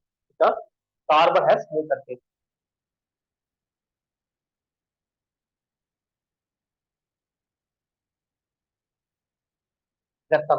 ஸோ இது வரைக்கும் ஏதாவது டவுட் இருந்தா கேட்டுக்கோங்க. இல்லை அப்படின்னா இது என்ன classification of conducting material based on usage over. அப்ப இங்க இருந்து சில சிம்பிள் பாயிண்ட்ஸ் மட்டும் சொல்லிடுறேன். காப்பர் வந்து பாத்தீங்கன்னா ஃபார் வைண்டிங் யூஸ் பண்ணுவாங்க, for manufacturing of winding. Aluminium பாத்தீங்கன்னா for manufacturing of transformer tanks. மெயினா இதுதான். ஓகேவா, அதுக்கப்புறம் overhead line. Overhead lines நம்ம யூஸ் பண்ற, வெளியில யூஸ் பண்ற லைன், கம்பத்துல போட்டுக்கோ அந்த லைன்ஸ் எல்லாம் ஓவர் ஹெட், தலைக்கு மேல ஓவர் ஹெட். அதுக்கப்புறம் ஸோ கார்பன் பாத்தீங்கன்னா ஃபார் மேக்கிங் ப்ரெஷ். ஸோ இதெல்லாம் நமக்கு இங்க தெரிஞ்சிருக்கிற விஷயங்கள். நெக்ஸ்ட் கிளாஸ்ல we will see magnetic material followed by laws of electromagnetism. Okay, we will go that one. So அடுத்த வரைக்கும் டவுட் இருந்தா கேட்டுக்கோங்க. remaining will continue next class. Thank you. Sir இங்க டெம்பரேச்சரும் அந்த கண்டக்டிவிட்டிக்கு அந்த ரிலேஷன் மட்டும் எப்படின்னு சொல்றீங்களா சார்? ஒரே